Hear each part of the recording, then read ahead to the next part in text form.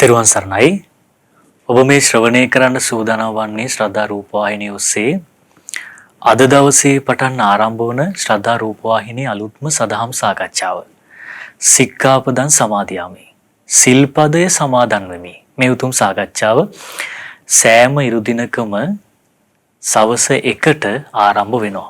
ඉතින් අපි ඔබට ආරාධනා කරනවා සීලය ගැන, සිල්පදය ගැන ඔබට තව තවත් කරුණු ගොනු කරගන්න, ඔබේ ජීවිතයේ සීලය කියන දේ ගලප ගන්න උපකාරී වන දහම් කරුණු රාශියක් මේ සදහම් සාකච්ඡාව හරහා ඔබට ශ්‍රවණය කරන්න ලැබෙනවා. ඉතින් මේ අනුශාසනාව සිදු කරන්න අපේ ස්වාමින් වහන්සේ මැදිරියට වැඩම කළ අපේ ස්වාමින් වහන්සේගේ දෙපා වන්දනයෙන් අවසරයි අපේ ස්වාමින් වහන්සේ. අද දවසේ සිල්පදයේ සමාදන් වෙමි පළමු වැඩසටහන වෙනුවෙන් විකාශන අනුග්‍රහය දරලා තිබෙන්නේ ඕස්ට්‍රේලියාවේ පදිංචි පින්වත් සමිත් ඒකනායක මහතා. සමිත් ඒකනායක මහතා විසින් තමයි අද සිල්පදයේ සමාදන් වෙමි පළමු වැඩසටහන වෙනුවෙන් විකාශන අනුග්‍රහය දරන. ඉතින් ඔබටත් පුළුවන් මේ උතුම් දහම් සාකච්ඡාව වෙනුවෙන් විකාශන අනුග්‍රහය දරන්න. දැන් සමාජය තුල මතයක් තියෙනවා. සමාජය තුල නිතර සාකච්ඡා වෙනවා. නිතර තොරතුරු හොමාරු කරගන්නවා. සීලය කියන්නේ හරි සැහැල්ලු දෙයක්. සීලය කියන්නේ මේ අපි සියලු දෙනා සමාදන් වෙන්න ඕන දෙයක්ද? නිකන් වටිනාකම කියන එක ගොඩක් හැල්ලු කරලා කතාබස් කරන සමාජ රටාවක් අපි වර්තමානයේ තුල දැක්කා. සමාජය තුලින් ආපු අදහසක් තමයි සිල්පදයේ සමාදන් මේ අපිට මේ සීලය ගැන කරුණු ටිකක් පැහැදිලි කරලා දෙන්න කියන කාරණේ. ඉතින් මේ වැඩසටහන් මාලාව පුරාම සිල්පද එකින් එක අපේ පින්න ස්වාමින් වහන්සේ සමගින් ඔබට පැහැදිලි කරලා දෙන්න මේ සාකච්ඡාව තුළින් බලාපොරොත්තු වෙනවා. මුලින්ම අපේ ස්වාමින් වහන්සේ අවසරයි. දැන් මේ සමාජයේ තියෙන කතිකාවත තමයි මේ සීලය කියන වචනය පවා නොයෙදිය යුතු තැන්වලට නොයෙදිය යුතු පුද්ගලයෝ භාවිතා කරනවා. සමහර අවස්ථාවල අපි දකිනවා මේ සීලය කියන දේ හරි සැහැල්ලුවෙන් මේ සමාජයේ විහිළුවට තහලුවටත් භාවිතා කරනවා. මේ වගේ දෙයක් තියෙනවා. ස්වාමීන් වහන්සේ මම කැමතියි මුලින්ම අපේ මේ දහම් සාකච්ඡාවේ ආරම්භයක් විදිහට මට පැහැදිලි කරගන්න අවශ්‍යයි අපේ ස්වාමීන් වහන්සේ මේ සීලය කියන්නේ කුමක්ද? මොකක්ද මෙහි අර්ථය? දැන් අපි අහලා තියෙන ස්වාමීන් වහන්සේ කාය වචනං සමෝදානං සීලං. අපි මේ පාසල් කාලේ බුද්ධාගම පෙළ පොතේ අපිට ප්‍රශ්නයකට උත්තරයක් ලියන්න අපි මේ විදිහට කටපාඩම් කළා. එහෙම නැතුව මේක පුළුල් අර්ථයක් තියෙන දෙයක්ද පින්නස් ස්වාමීන් වහන්සේ? අවසරයි. නමෝ බුද්ධාය.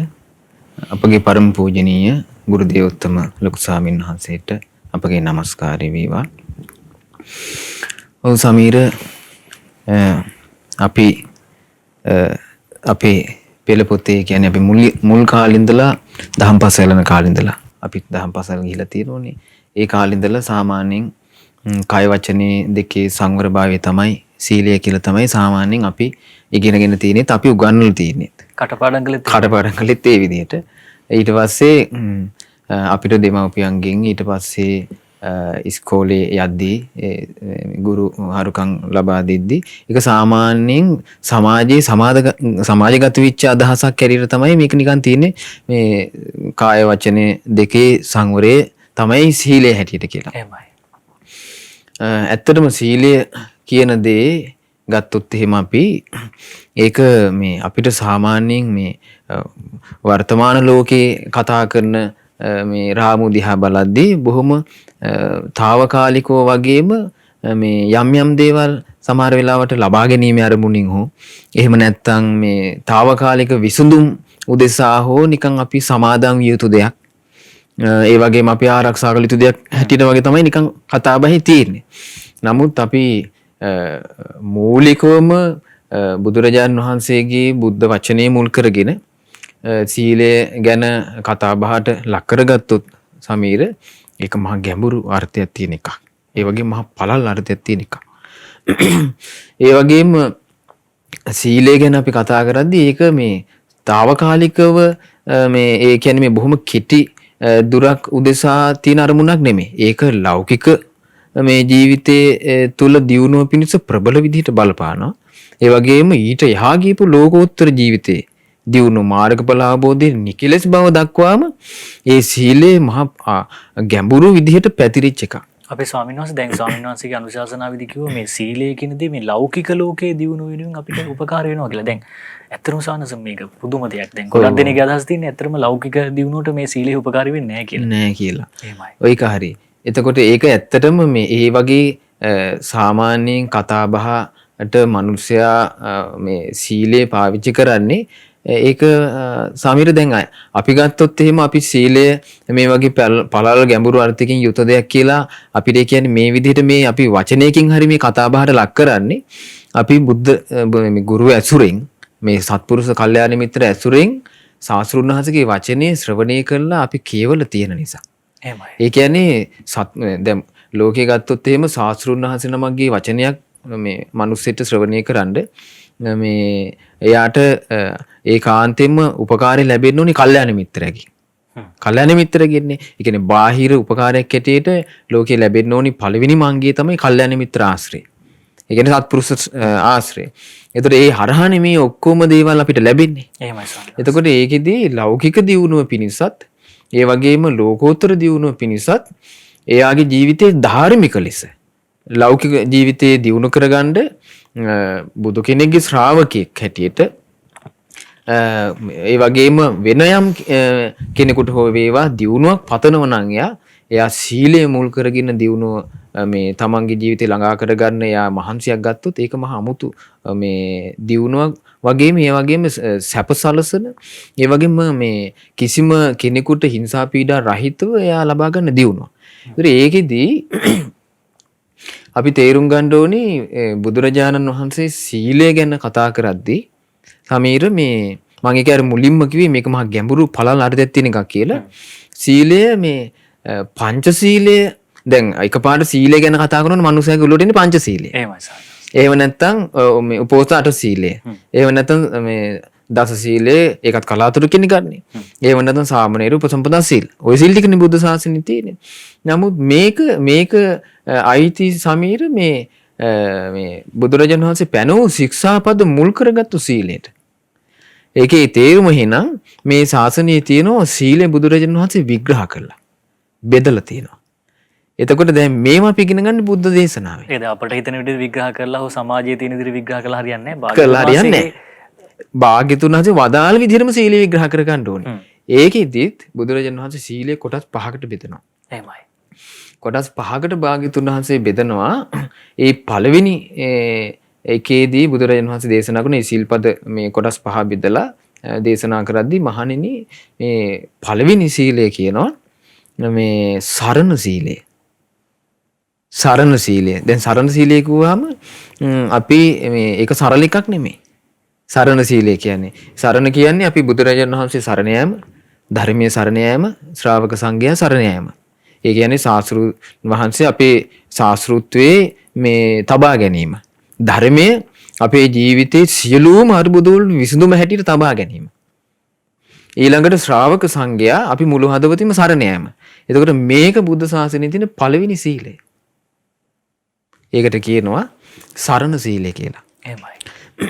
ඊළඟට බුද්ධ ශාසනයේ තියෙන සීලයක් බුදුරජාණන් වහන්සේ දේශනා කරනවා මේ සාස්ෘණ වහන්සේ දේශනා කරනවා ඊළඟට මේ ඉන්ද්‍රිය සංවර සීලය. ඉන්ද්‍රිය සංවර සීලය කියන්නේ සාමාන්‍ය ධර්මයට කෙනෙකුට එයාගේ මේ අස කන නාසය දිවකය මනස මුල් කරගෙන හට ගන්නා වූ යම්තා අරුබුදෙන් ඇත්තටම අපේ ජීවිතේ හට ගන්න හැම අරුබුදෙම හට ගන්න මේ හයින්නේ.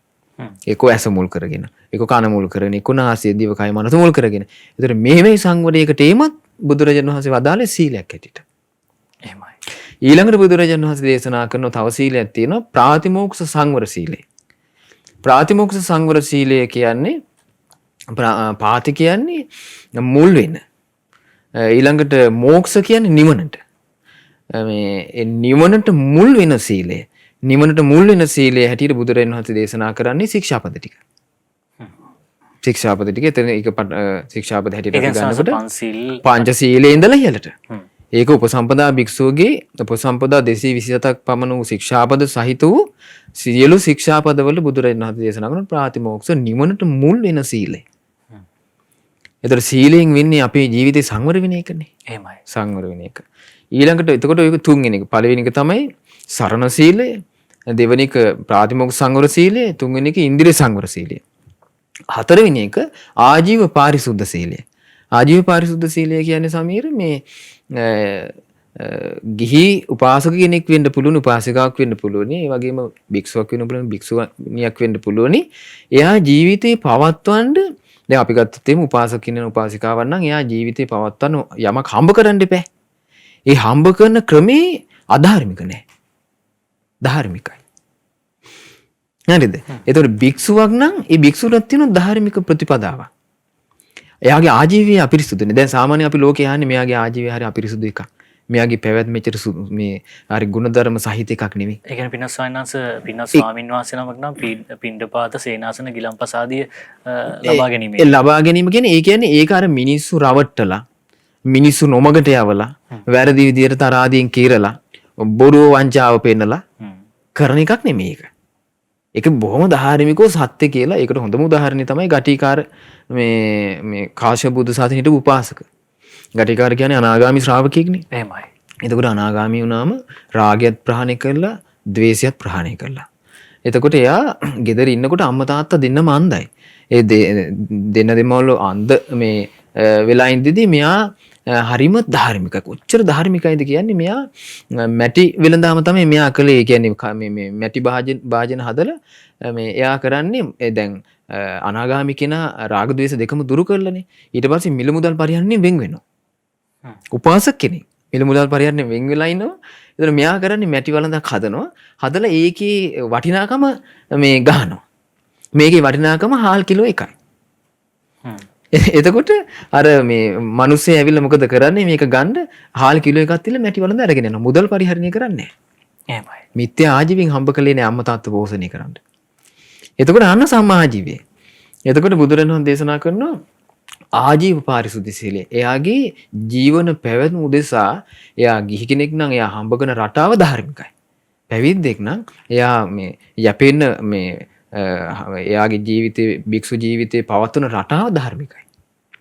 ඊළඟට දේශනා කරනවා ප්‍රත්‍යසන්නිශ්‍රිත සීලය. එතන විස්තර කරන්නේ මේ සිව්පසය. චීවර, පිණ්ඩපාත, සේනාසන, ගිලම්පස. එහෙමයි. කියන මේ කරුණු පහ. ඒතකොට මේ ඉන්න මේ ශික්ෂාපද මේ පහ තමයි බුද්ධ ශාසනයේ භාග්‍යතුන් වහන්සේ සීලයේ හැටියට කොටස් 5කට බෙදලා පෙන්නන්නේ. එතකොට පළවෙනි එක මේක හරි වටින එකක් සමීර. පළවෙනි එක තමයි සරණ සීලය. දෙවෙනි එක තමයි මේ අපි ඒකට කියන්නේ ප්‍රාතිමෝක්ෂ සංවර සීලය. තුන්වෙනි එක ඉන්ද්‍රිය සංවර සීලය. හතරවෙනි එක ආජීව පාරිශුද්ධ සීලය. පස්වෙනි එක ප්‍රත්‍යසන්නිශ්‍රිත සීලය. එතකොට මෙන්න මේ ශික්ෂාපද දැන් අපි සාමාන්‍යයෙන් සීලය ගැන කතා කරොත් එහෙම ධර්ම සාකච්ඡාවක් අපි කරා කියමුකෝ. ඒ කරන ධර්ම සාකච්ඡාවක උන සමේරික පාඩ නිකන් කතා කරන්නේ පංචශීලය ගැන. ඒකට තමයි කෙලිම කියන්නේ බහින්නේ එතනට. එහෙමයි. නමුත් ඊට එහා ගිහපු පංචශීලය ගැන සාමාන්‍ය ඒක හරියට මේ වගේ දැන් අපි කියමු මොන මිනිස්සෙක් කතා කරනවා මේ සීලය ගැන කතා කරනවා කියමුකෝ. ඒතකොට සීලය ගැන එයා කතා කරනකොට එයා මේ හරියට මේ වගේ නිකන් ඔන්න මිනිස්සෙක් ගැන කතා කරන ඔළුව අතහැරලා. ඔළුව අතහැරලා කතා කරන අර මිනිස්සෙ මේ වගේ මිනිස්සෙක් මේ අත් දෙකක් තියෙනවා, බඩක් තියෙනවා, කකුල් දෙකක් තියෙනවා, අංග පහ තියෙනවා. හැබැයි ඔළුව නැහැ. ඔළුව නැතුන මිනිස්සෙක් වෙන්නේ නැහැ නේ සමීරු. එහෙමයි. ඒ මිනිස්සේ මිනිස්සෙක් වෙනවද? මිනිස්සෙක් වෙන්නේ නැහැ ඒ පුද්ගලයා. ඒතකොට මිනිස්සෙක් හැටියට ඇත්තටම අපි කතා කරන්න නම් ඔළුවකුත් තියෙන්න ඕනේ යාට. එහෙමයි. ඒ වගේ තමයි සීලය ගැන හරියට මනාකොට අපි විග්‍රහ කරගන්න ඕන නම් බුද්ධ දේශනාවේ තියෙන විදිහට සමීර එයා තිසරණේ අතහැරලා කතා කරන්න බෑ යාට. ඒ තිසරණේ අතහැරලා කතා කරන්න බැරි. එයා මුලින්ම පැමිණෙන සීලය තමයි සරණ සීලය. සරණ සීලයට එයා එන්න ඕනේ. එතකොට හරි ලස්සනයි මේකෙදි මට මේ මිලිඳු රාජ ප්‍රශ්නේදී තියෙනවා මේ නාගසේන මහරහතන් වහන්සේගෙන් අහනවා මිලිඳු රජතුමා ලස්සන ප්‍රශ්නයක් සමීර. ස්වාමීනි මේ සීලය කුමක් සඳහා දානෝ තියෙන්නේ? සීලය කුමක් සඳහා දානෝ තියෙන්නේ? එතකොට මිලිඳු රජතුමා ප්‍රශ්නෙට නාගසේන මහරහතන් වහන්සේ දේශනා කරනවා රජතුමනි මේ සීලේ තියෙන්නේ සියලුම කුසල් සියලුම ගුණධර්ම වල දියුණුව මේ මූලික කරගෙන කියනවා. ඒතකොට සියලුම ගුණධර්ම වල දියුණුව පදනම් වෙලා තියෙන සීලය තුළ.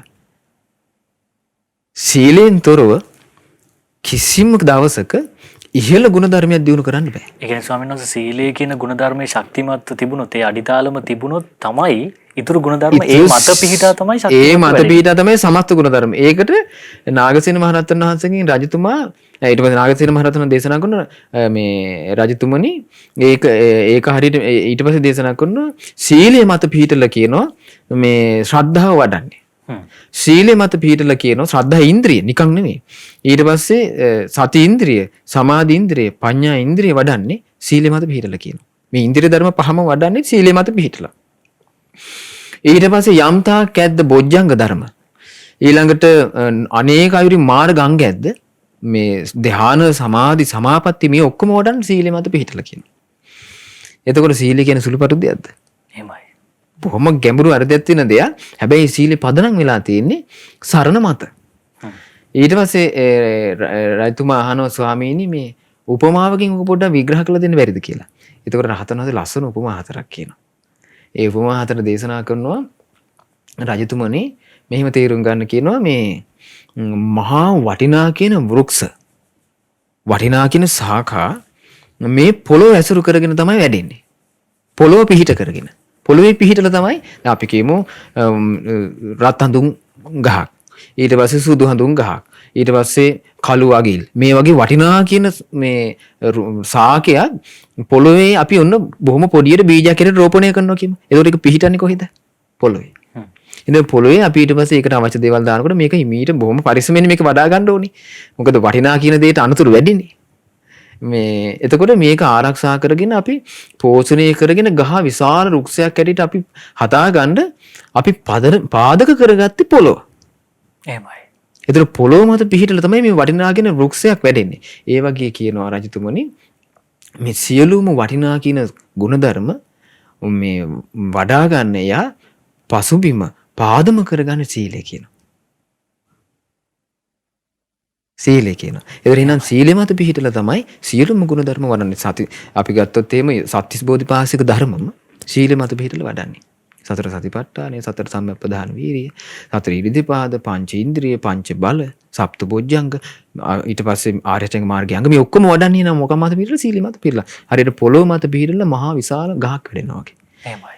ඊළඟට දෙවනි උපමාව කියනවා දේශනා කරනවා රජතුමනි මේ තියෙනවා කියනවා මේ වටිනා කියන්නේ බල ශක්තිය ජනනය කරන මේ ආයතන අපි ගත්තොත් එහෙම දැන් අපි ගමුකෝ දැන් විදුලි උත්පාදනය කරන මේ ආයතන තියෙන්නේ. ඒ වගේ ඊට පස්සේ යම් යම් දේවල් මේ ලෝකෙට ඒ කියන්නේ මිනිස්යාගේ ප්‍රයෝජනෙ පිණිස මේ හදලා නිර්මාණය කරලා එළියට දාන බල ශක්තිය මිනිස්යාගේ ප්‍රයෝජනෙ නිර්මාණය කරලා එළියට දාන ආයතන තියෙනවා, කම්පැනි තියෙනවා. එතකොට මේ ඔක්කොම කොහෙද දානවා පිහිටලා තියෙන්නේ? පොළොව මත කියලා. එතකොට වටිනා දෙයක් මේ පිහිටලා තියෙන්නේ මේ වටිනා දෙයක් ලෝකයට දායාද කරන ශක්තියක් ජනනය කරන ඒ මේ ආයතනේ ඒ මේ අපි ගත්තොත් බලාගාරයක් කියනකො ඒක පිහිටන්නේ පොළොව තුල කියනවා. පොළොව තුල පිහිටලා කියනවා මේක මේ ලබලා දෙන්නේ. ඒ වගේ කියනවා සියලු ගුණ දියුණු වෙන්නේ සීලෙ මත පිහිටලා කියනවා. එතකොට මෙහෙම කියද්දි කෙනෙක්ට හිතෙන්න පුළුවන් මේ වෙන මේ පංචශීල වෙන්න පුළුවන් මෙහෙම කියලා නෑ. සීලෙ පටන් ගන්නෙම තිසරණේ. තිසරණින් පටන් ගන්න. ඊළඟ උපමාව කියනවා මේ නාගසේන මහරහතන් වහන්සේ රජතුමනි මේ සීලය කියන්නේ මෙන්න මේ වගේ එකක් කියනවා. ඔන්න මිනිස්සෙක් ඉන්නවා කියනවා මේ කරණම් ගහන මිනිස්සෙක් ඉන්නවා. මේ කරණම් ගහන මිනිස්සේ මුලින්ම කරන්නේ අර පොළොවේ තියෙන මේ ගල් ඊට පස්සේ කැට කැබලිති රළු ගති ඔක්කොම අයින් කරනවා. දැන් සාමාන්‍ය අපි සරල භාෂාවෙන් ගන්නකො ඕන දැන් සරල භාෂාවෙන් ගත්තොත් එimhe දැන් අපි ගමු ග්‍රවුන්ඩ් එකක් ගන්නකො ක්‍රිකට් ග්‍රවුන්ඩ් එකක්. අපිට දැනෙන එකක් මේක. එතකොට දැන් කරනම් ගහන ඒව සාමාන්‍ය අපිට නිතර දකින්න ලැබෙන්නේ නැහැ. නමුත් හැමතිස්සෙම මේ ලෝකේ කතා වෙනවා ක්‍රිකට් ගැන.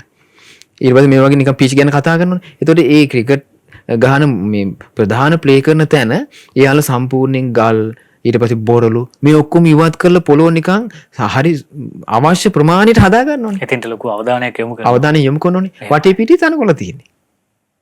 එතකොට හරියටම මේ ප්ලේ කරන තැනට තමයි මේ අවධානය වැඩිපුර යොමු කරලා තියෙන්නේ.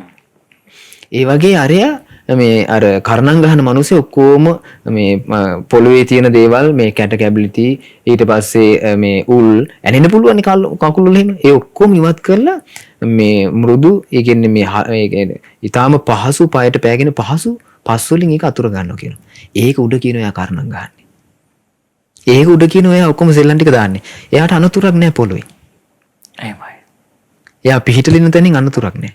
අනතුර නැති වෙන්න හේතුව එයා සම්පූර්ණ කටුකොහල් ඉවත් කරලා. ඒ වගේ කියනවා මේ කරණම් ගහන එක්කෙනා වගේ කියනවා මහානුභාව සම්පන්න පුද්ගලයා බිහි වෙන්න හේතු වෙන ගුණධර්ම. ගුණධර්ම දියුණු කරගනිද්දී මුලින්ම සියලුම තමන්ගේ ජීවිතේට අනතුරු වෙන හානිදායක දේවල් දුරු කරගෙන සීලේ පිහිටනවා කියනවා. සීලේ පිහිටලා කියනවා එයා ගුණධර්ම ටික වඩන්නේ. එහෙමයි. ඊළඟට තව එක උපමාවක් කියනවා නගරය නිර්මාණය කරනවා කියනවා. නගරයක් කියන්නේ නිර්මාණය කරද්දී මේ මුලින්ම යා කරන්නේ සම්පූර්ණයෙන්ම කැලේ කපනවා. කැලේ කපලා ගල් ටික පෙරලලා ගල් මේ සියලුම දේවල් භූමියෙන් ඉවත් කරලා මුලින්ම භූමිය පිරිසිදු කරගන්නවා. දැන් ගයක් උණක් හදද්දී එහෙමනේ සමීර කරන්නේ. ගයක් උණක් හදද්දී. එතකොට භූමිය පිරිසිදු කරගෙන ඒ භූමියේ තියෙන සියලු දේවල් ඉවත් කරලා මුලින්ම කරන්නේ මේ නාගසිරි මහ රහතන් දේශනා කරනවා මේ වීති ප්‍රධාන වීදි ටික ලකුණු කරනවා කියනවා. ඊට පස්සේ සිව් මම්සල ලකුණු කරනවා කියනවා. ඊට පස්සේ අවශේෂ හන්දි ලකුණු කරනවා කියනවා. ඊට පස්සේ කියනවා ගෙවල් හදන්න පටන් ගන්නවා. සැලසුම හදනවා කියන්නේ. කොහොමද සැලසුම? එතකොට බලන්න මේ ලස්සන උපමාව. ඒ වගේ කියනවා සීලය. අර කටුකොහල් ඉවත් කළා. ඊට පස්සේ ඒ භූමියේ තියෙන රළු ගති ඉවත් කළා. සුද්ධ පවිත්‍ර කළා. සත්තු ගැවසෙන ස්වභාවය ඉවත් කළා. කොහොම ඉවත් කළා? නගර නිර්මාණය කරන්න පටන් ගන්නවා කියනවා. ගුණධර්ම දියුණු කර ගැනීම හරියට නගරය නිර්මාණය කර ගන්නවා කියනවා. එතකොට මේ රාමෝත් එක්ක ගනිද්දි මේ කරුණ ටිකත් එක්ක ගනිද්දි මූලික බුද්ධ වචනය තුල බුදුරණන් වහන්සේ දේශනා කරන්නේ අර අංග පහ. පැහැදිලි ස්වාමීන් වහන්සේ. දැන් අපි මූලික වශයෙන් ගත්තොත් අපි පින්න ස්වාමීන් වහන්සේ පැහැදිලි කළේ සීලය කියන්නේ අතිශයින්ම පුළුල් අර්ථයක්. මේක මේ සරලව සැහැල්ලුවෙන් හැල්ලුවෙන් අපිට මේ සමාජයේ අපි කැමති දේවල් වලට භාවිතා කරන්න බෑ. මේක පුළුල් විග්‍රහයක් තියෙන දෙයක්. අපි ස්වාමීන් වහන්සේ පැහැදිලි කළේ. බුද්ධ ශාසනය තුළ අපේ භාග්‍යතුන් වහන්සේ මේ කරුණු පහක් ඇසුරෙන් මේක විස්තර කරලා තියෙනවා කියලා. අපි සංස මෙන්න මේ කාරණේත් මම මෙතෙන්දිම පැහැදිලි කරගන්න හිතුවා. දැන් අපි ගත්තොත් එහෙම භාග්‍යතුන් වහන්සේ පහළ වෙනකොට තිබුණු ಭಾರತೀಯ ජන සමාජය තුල අපි ගත්තොත් නිගණ්ඨනාථ පුත්තු අපි දන්නේ පරම අවිහිංසාවාදියෙක් විදිහට. එතකොට ඔහුගේ ශ්‍රාවකෙක් වෙච්ච කෙනෙක්ට නිගණ්ඨනාථ පුත්‍ර යම් වෘත සමාදන් කරනවා. ඔහුගේ තිබුණ යම් අපි ඒවට සීල වෘත කියන භාවිතා කරලා කමන්නේ සවනස්. සීල වෘත. සීල වෘත. එතකොට දැන් අපි පකුද කච්චායන මක්කලී ගෝසල මේ ශාස්ත්‍රරුන්ගේ තිබුණ ඒ ශාසන වලට එනකොට ඒ තැන් වලට එනකොට මේ යවද සංවර කරගන්න දමනය කරගන්න යම් දේවල්. ඒක දැන් මට දැනගන්න ඕනේ ස්වාමීන් වහන්සේ අපි තුමු බුද්ධ ශාසනයෙන් පරිබාහිර කෙනෙක් ඉන්නවා. අපි තුමු අන්‍යගමික කෙනෙක් ඉන්නවා. එයා හිතනවා මේ බුදුරජාණන් වහන්සේගේ ධර්මය දියුණු කරන්න මේ ධර්මයේ තුලට එන්න මුලින්ම ආරම්භ කරන්න ඕනේ තැන මොකද්ද? කොතනින් ආරම්භ කළොත්ද ඇත්තටම දැන් ස්වාමීන් වහන්සේ කරුණු පහක් පැහැදිලි කළා. මේ කරුණු පහෙනුත් කොතනින්ද පටන් ගන්න ඕනේ? ස්වාමීන් වහන්සේ මේ කාරණේත් පැහැදිලි කර දෙන්න. බොහොම හොඳයි. සමීර ඒකෙදී අපි දැන් අර අපි මුලින් කතා කළේ මේ ශාස්ත්‍රඥ වහන්සේ බුදුරජාණන් වහන්සේ අපිට මේ සීලය ගැන කතා කරද්දී අංග පහකින් මේක විග්‍රහයට ලක් කරා කියලා. ඒ තමයි මේ සරණ සීලය, ඊට පස්සේ ප්‍රාතිමෝක්ෂ සංවර සීලය, ඉන්ද්‍රිය සංවර සීලය, ඊළඟට ආජීව පාරිශුද්ධ සීලය, ප්‍රත්‍යසන්නිශ්‍රිත සීලය. මේවෙනුත් සමීර ඉහළින්ම මේ තියෙන ශික්ෂාව හික්මීම එහෙම නැත්නම් සීලය තමයි තිසරණය. සරණ සීලය. සරණ සීලය කියන්නේ දිවි හිමියෙන් ශාස්ත්‍රඥ වහන්සේ සරණ යාම. දිවි හිමියෙන් ධර්මයේ සරණ යාම. දිවි හිමියෙන් මේ ශ්‍රාවක සංඝයා සරණ යාම. එතකොට මේකෙදී අපි මේක අපි සාමාන්‍යයෙන් මේ සරණ සීලය කියලා අපි ගත්තාම මේක ඊටාම ගැඹුරු අර්ථයක් තියෙන එක. මොකද මුල් කාලේ ශාසනයේ මුල් කාලේ සමීර මේ භාග්‍යතුන් වහන්සේ පහළච්ච මුල් කාලේ ශික්ෂාපද පැනවීමක් මේ විග්‍රහ වෙන්නේ. ඒක සංස මීට පෙර බුද්ධ ශාසනවලත් ඒ ක්‍රමවේදයමද? ඒ සමීර දැන් අතීතයේ ගත්තොත් එහෙම බුද්ධ ශාසනවල අතීතේ මේ ඒ කියන්නේ මේ මහා භද්‍ර කල්පයේ කකුසඳ කෝනාගමන කාශ්‍යප ගෞතම අපේ ශාස්ත්‍රඥ වහන්සේ සහිත රහත් ශාස්ත්‍රඥ වහන්සේලා 4 නමක්. එතකොට ඊට කලින් බුද්ධ ශාසනවල බුදුරජාණන් වහන්සේ දේශනා කරන අතීතයේ දීර්ඝායුෂ තියෙන බුද්ධ ශාසන තියෙනවා. ඒතර අවුරුදු 80000 අවුරුදු 70000 ආයුෂ තියෙනවා මේ මිනිස්සුන්ට. ඒතර අන්නේ බුදු කාලවල බුදුරජාණන් වහන්සේ මේ අපිට වගේ මේ විග්‍රහ කර ශික්ෂාපද පැනවීමක් ධර්මයේ දේශනා කිරීමක් තිබිලා නැහැ. දැන් අපිට නෙමෙයි දැන් අපි අද කාලේ ගත්තොත් එහෙම අපිට තියෙනෝනේ ශික්ෂාපද. දැන් උපසම්පදා භික්ෂුව නම් අපිට සමීර 227 ප්‍රධාන ශික්ෂාපද ටික. ඒතර සාමාන්‍ය මේ ස්වාමීන් වහන්සේ නමකට ශික්ෂාපද 10යි. ඊට පස්සේ ආ හිග්මෙන්න තියෙනවා සීකියා කියලා 75. හරිද? ඊට පස්සේ උපාසක උපාසිකාවකට භාග්‍යතුන් වහන්සේ දේශනා කරනවා ශික්ෂාපද හැටියට සමාදන් වෙලා සතර පොයේ මේ උපෝසතේ රකින්න කියලා. ඊට පස්සේ නිති පන්සිල් රකින්න කියලා. නමුත් අර ශාසනවල ගාථා 3යි සමස්ත බුද්ධ ශාසනයම. ගාථා 3යි. අර ඕවද ප්‍රාතිමෝක්ෂය කියලා තියෙන්නේ. ඕවද ප්‍රාතිමෝක්ෂය කියලා තියෙන්නේ කන්ති පරමන්තපෝති තික්කා නිබ්බානම් පරමෝ. ඒ ගාථා 3. ඒ ගාථා 3 විස්තර කරනවා. ඒක තමයි ශාස්ත්‍රුන් වහන්සේගේ ශාසනය, ධර්මයේ, විනය. ඒ ශාසනවල. නමුත් මේ මහබද්දර කාලේ පහළ වූ ශාස්ත්‍රුන් වහන්සේගේ ශාසනවල විග්‍රහ කර ශික්ෂාපද මේ දේශනා කරනවා. පනවනවා. මේට පිහිටවනවා. නමුත් ඊට කලින් අපි ඉගෙන ගන්න ඕනේ සරණ සීලය කියන්නේ කුමක්ද කියලා. මේක තමයි වටිනාම අංගය මේ ශාසනේ. මොකද සරණ සීලයේ පිහිටන්නේ නැතුව එයා මේ සම්මා දිට්ඨියෙන් යුක්ත වූ සීලයක් රකින්නවා කියන තැනට පැමිණෙන්නේ නැහැ. මොකද එයා හදවතින්ම ශාස්ත්‍රුණහසේ සරණ යන්න ඕනේ. ඒ කියන්නේ සම්මා දිට්ඨියෙන් යුතු සීලය කියලා පින ස්වාමීන් වහන්සේ සම්මා දිට්ඨියෙන් යුතු සීලය කියලා කියන්නේ මොකද සීලය මේ ඒක අපිට ඉදිරියට බුදු දේශනා ඇසුරගෙන කතා කරන්න පුළුවන්. නමුත් දැනට තේරුම් ගන්න ඕනේ සමීර බුදුරජාණන් වහන්සේ ශික්ෂාපද පනවන්න අරමුණක් තියෙනවා. ශික්ෂාපද පනවන්න අරමුණ තමයි පළවෙනිම අරමුණ තමයි ශාස්ත්‍රුන් වහන්සේගේ මේ සියලු සත්වයන් සංසාර දුකෙන් නිදහස් වීම පිණිස සතර අපාය නිදහස් වීම පිණිස මේ සත්වයාගේ යම්කිසි මුලින්ම දමණයකට එන්න ඕනි. දමණයකට එන්න ඕනි. එතකොට දමණයකට එන්නේ එයා ශාස්ත්‍රුන් වහන්සේ සරණ ගිහිල්ලා, ධර්මයේ සරණ ගිහිල්ලා, සංඝයා සරණ ගිහිල්ලා ඊට පස්සේ ශාස්ත්‍රුන් වහන්සේ ශික්ෂාපදයේ තුල එයා හික්මවනවා. හික්මවනවා. එහෙම තමයි මේ බොහෝ බුදු දේශනාවල විස්තර කරන්නේ. නමුත් මුල් කාලේ භාග්‍යතුන් වහන්සේ පහළ වෙච්ච මුල් කාලේ එහෙම ශික්ෂාපද පැනවීමක් මේ ප්‍රකට නැහැ. අවුරුදු 20කට පස්සේනේ ශික්ෂාපද පනවන්නේ. කියන්නේ මුල් කාලේ ශික්ෂාපද පැනීමේ අවශ්‍යතාවයක් තිබිලා නැහැ. අවශ්‍යතාවයක් තිබිලා නැහැ. නමුත් ශික්ෂාපද ශාස්ත්‍රුන් වහන්සේ නොපෙනුවාට ශික්ෂාපද තිබුණා. ඒක දැන් හොඳම දේ තමයි දැන් ඔන්න බලන්න තේරුම් ගන්න බුදුරජාණන් වහන්සේ සම්බුද්ධත්වයටපත් වුණා. සම්බුද්ධත්වයටපත් වුණාට පස්සේ මම දැන් මේ සරණ සීලය ගැන පොඩි විග්‍රහයක් කරගන්න මේ කරුණ ටික කියන්නේ. එතකොට ශාස්ත්‍රුන් වහන්සේ සම්බුද්ධත්වයටපත් වෙලා සස්සතිය ගත කරානේ. සස්සතිය ගත කළා ඊට පස්සේ භාග්‍යතුන් වහන්සේ ඔය අතරේ භාග්‍යතුන් වහන්සේ මේ ගයාම වජිරාසනය ඇසුරු කරගෙන වැඩින් දෙද්දි මේ ඔබ අහලා ඇති සමීර මේ අර තපස්සු බල්ලික දෙදෙනා අර විලඳ දෙබෑයෝ මේ බුදුරජාණන් වහන්සේ උපස්ථාන කරන්න ලැබෙනෝනේ විලඳ මේ පැණි පූජා කළා. ඒතකොට ඒ දෙදෙනාගේ මේ ඥාති කතිස සසරේ මේ ඔය ළඟින් තමයි මෙයාලා ගයාවෙන් යන්නේ. ගයාවේ ඉඳලා මේ බුද්ධ ගයාවට මහ ලොකු දුරක් නැහැ. සාමාන්‍යයෙන් විනාඩි 15-20 දුර. විනාඩි 15-20 දුර කිලෝමීටර මට මතක හිටියට 15ක් ඔන්න වගේ තියෙනවා. 12ක් 15ක්. එතකොට මෙයාලා කෙරෙහි අනුකම්පාවෙන් අර දෙවියා ඉෂ්ට දේවතාවෙක් හැටියට ඇවිල්ලා කියනවා මෙන්න තථාගත අරහත් සම්මා සම්බුදුරජාණන් වහන්සේ ලෝකේ පහළ වෙලා මේ ගයාවේ වැඩ ඉන්නවා. ගිහිල්ලා උන්වහන්සේට මොනවා හරි පූජා කරගන්න කියලා. ඉෂ්ට දේවතාව මෙයාලට පෙනී ඉඳලා වගේ කියනවා. මේ දෙන්න මොකද කරන්නේ? ගිහිල්ලා බුදුරජාණන් වහන්සේ මුණ දැකලා බැහැ දැකලා හරිම ප්‍රීති ප්‍රමෝදයෙන් සුභාරංචියක් මේක. ඊට පස්සේ හාහා පුරා කියලා මෙයාලා ගිහිල්ලා විලඳ මේ පෙනි පූජා කරනවා. විලඳ මේ පෙනි පූජා කරලා මෙයාලා මේ බුදුරජාණන් වහන්සේත් ධර්මයට සරණ යනවා. සංඝයා එතකොට පහළ වෙලා නැහැ. එහෙමයි.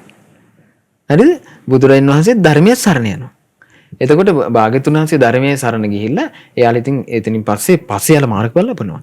එතනින් පස්සේ ඔන්න ඒ දෙදෙනා ද්වේවාචික උපාසක. බුද්ධ ශාසනේ දැන් සාමාන්‍ය අපි කතා කරොත් එහෙම කතා කරන්නේ තෙරුවන් සරණ ගියේ උපාසක උපාසිකාව කියන්නේ. මේ බුද්ධං ධම්මංච සංඝංච බුදුරජාණන් වහන්සේ ධර්මයේ සංඝය සරණ යනවා. එතකොට මෙතන තියෙන ද්වේවාචික. ද්වේවාචික කියන්නේ සාසුරුන් වහන්සේ ධර්මයේ සරණ යනවා. හරිද?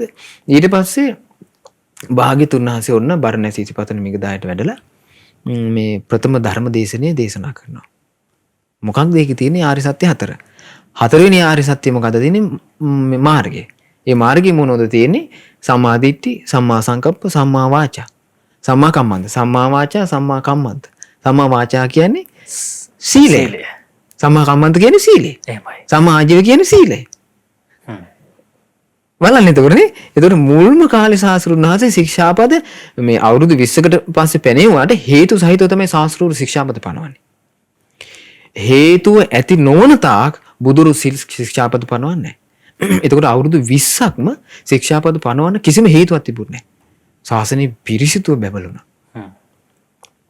එතකොට ඊට කලින් ඒ අවුරුදු 20 පුරාවටම සාස්ෘණ වහන්සේ ධර්මයේ දේශනා ඒ ධර්මයේ අභ්‍යන්තරේ ආසුරුන් වහන්සේ කාය සංවර කර ගැනීම, වචනේ සංවර කර ගැනීම, සිත සංවර කර ගැනීම, ඊට පස්සේ ආජීව පාරිශුද්ධ සීලය ගැන, ප්‍රත්‍යසන්නිත සීලය ගැන මේ ඔක්කොම ගැන විස්තර කරනවා. විග්‍රහ කරනවා. ශික්ෂාපදයට පනවන්නේ අවුරුදු 20කට පස්සේ. ඒතර මේකෙදී අපි මුලින්ම මේ විග්‍රහ කර ගන්න ඕනේ සරණ සීලය ගැන. සරණ සීලය ගැන අපි තේරුම් ගන්න ඕනේ ඒකෙදිත් ඒ සරණ සීලය කිව්වේ අපි බුදුරජාණන් වහන්සේ මුළු හදවතින් සරණ යාම, ධර්මයේ මුළු හදවතින් සරණ යාම, ඊට පස්සේ රහතන් වහන්සේලා පෙරටු කරගත් ශ්‍රාවක සංඝයා සරණ යාම. මොකද ඒක අපි මේ අද කාලේ දිහා බලලා මේ අපිට ඒක ගන්න බෑ සමීර. මොකද අපි දැන් අපි ගත්තොත් අපි කිමු සිරීපාදේ අපි යනවා කියලා. අපි සිරීපාදේ වන්දනා කරන අපි යනකොට කවදාකවත් මේ කොහෙද බස් එකකින් බහැපු තැනට අපි සිරීපාදේ කියන්නේ නැහැ. හැටන් වලට. හැරෙන්න බැහැලා ඊට පස්සේ පයින් ඕන් යනවා. පයින් යනකොට අපි කවදාකවත් මේ සීත කඟුල වලට සිරීපාද කියන්නේ. කඳ දිහා බලාගෙන මෙහෙම අපි කරුණා කරනවා. ඊට පස්සේ ඉදිකටු පහන් තියෙන තැන කවදාකවත් අපි සිරීපාදේ මේ ශ්‍රී සාසුරුනාථගේ පාදේ පිහිටි තැන කියලා කියන්නේ නැහැ. දැන් අපි සිරීපාද ගියා කියලා හපව අපි යනවද? අදාළ තැනට යන්න ඕනේ. අදාළ තැනට යන්න ඕනේ.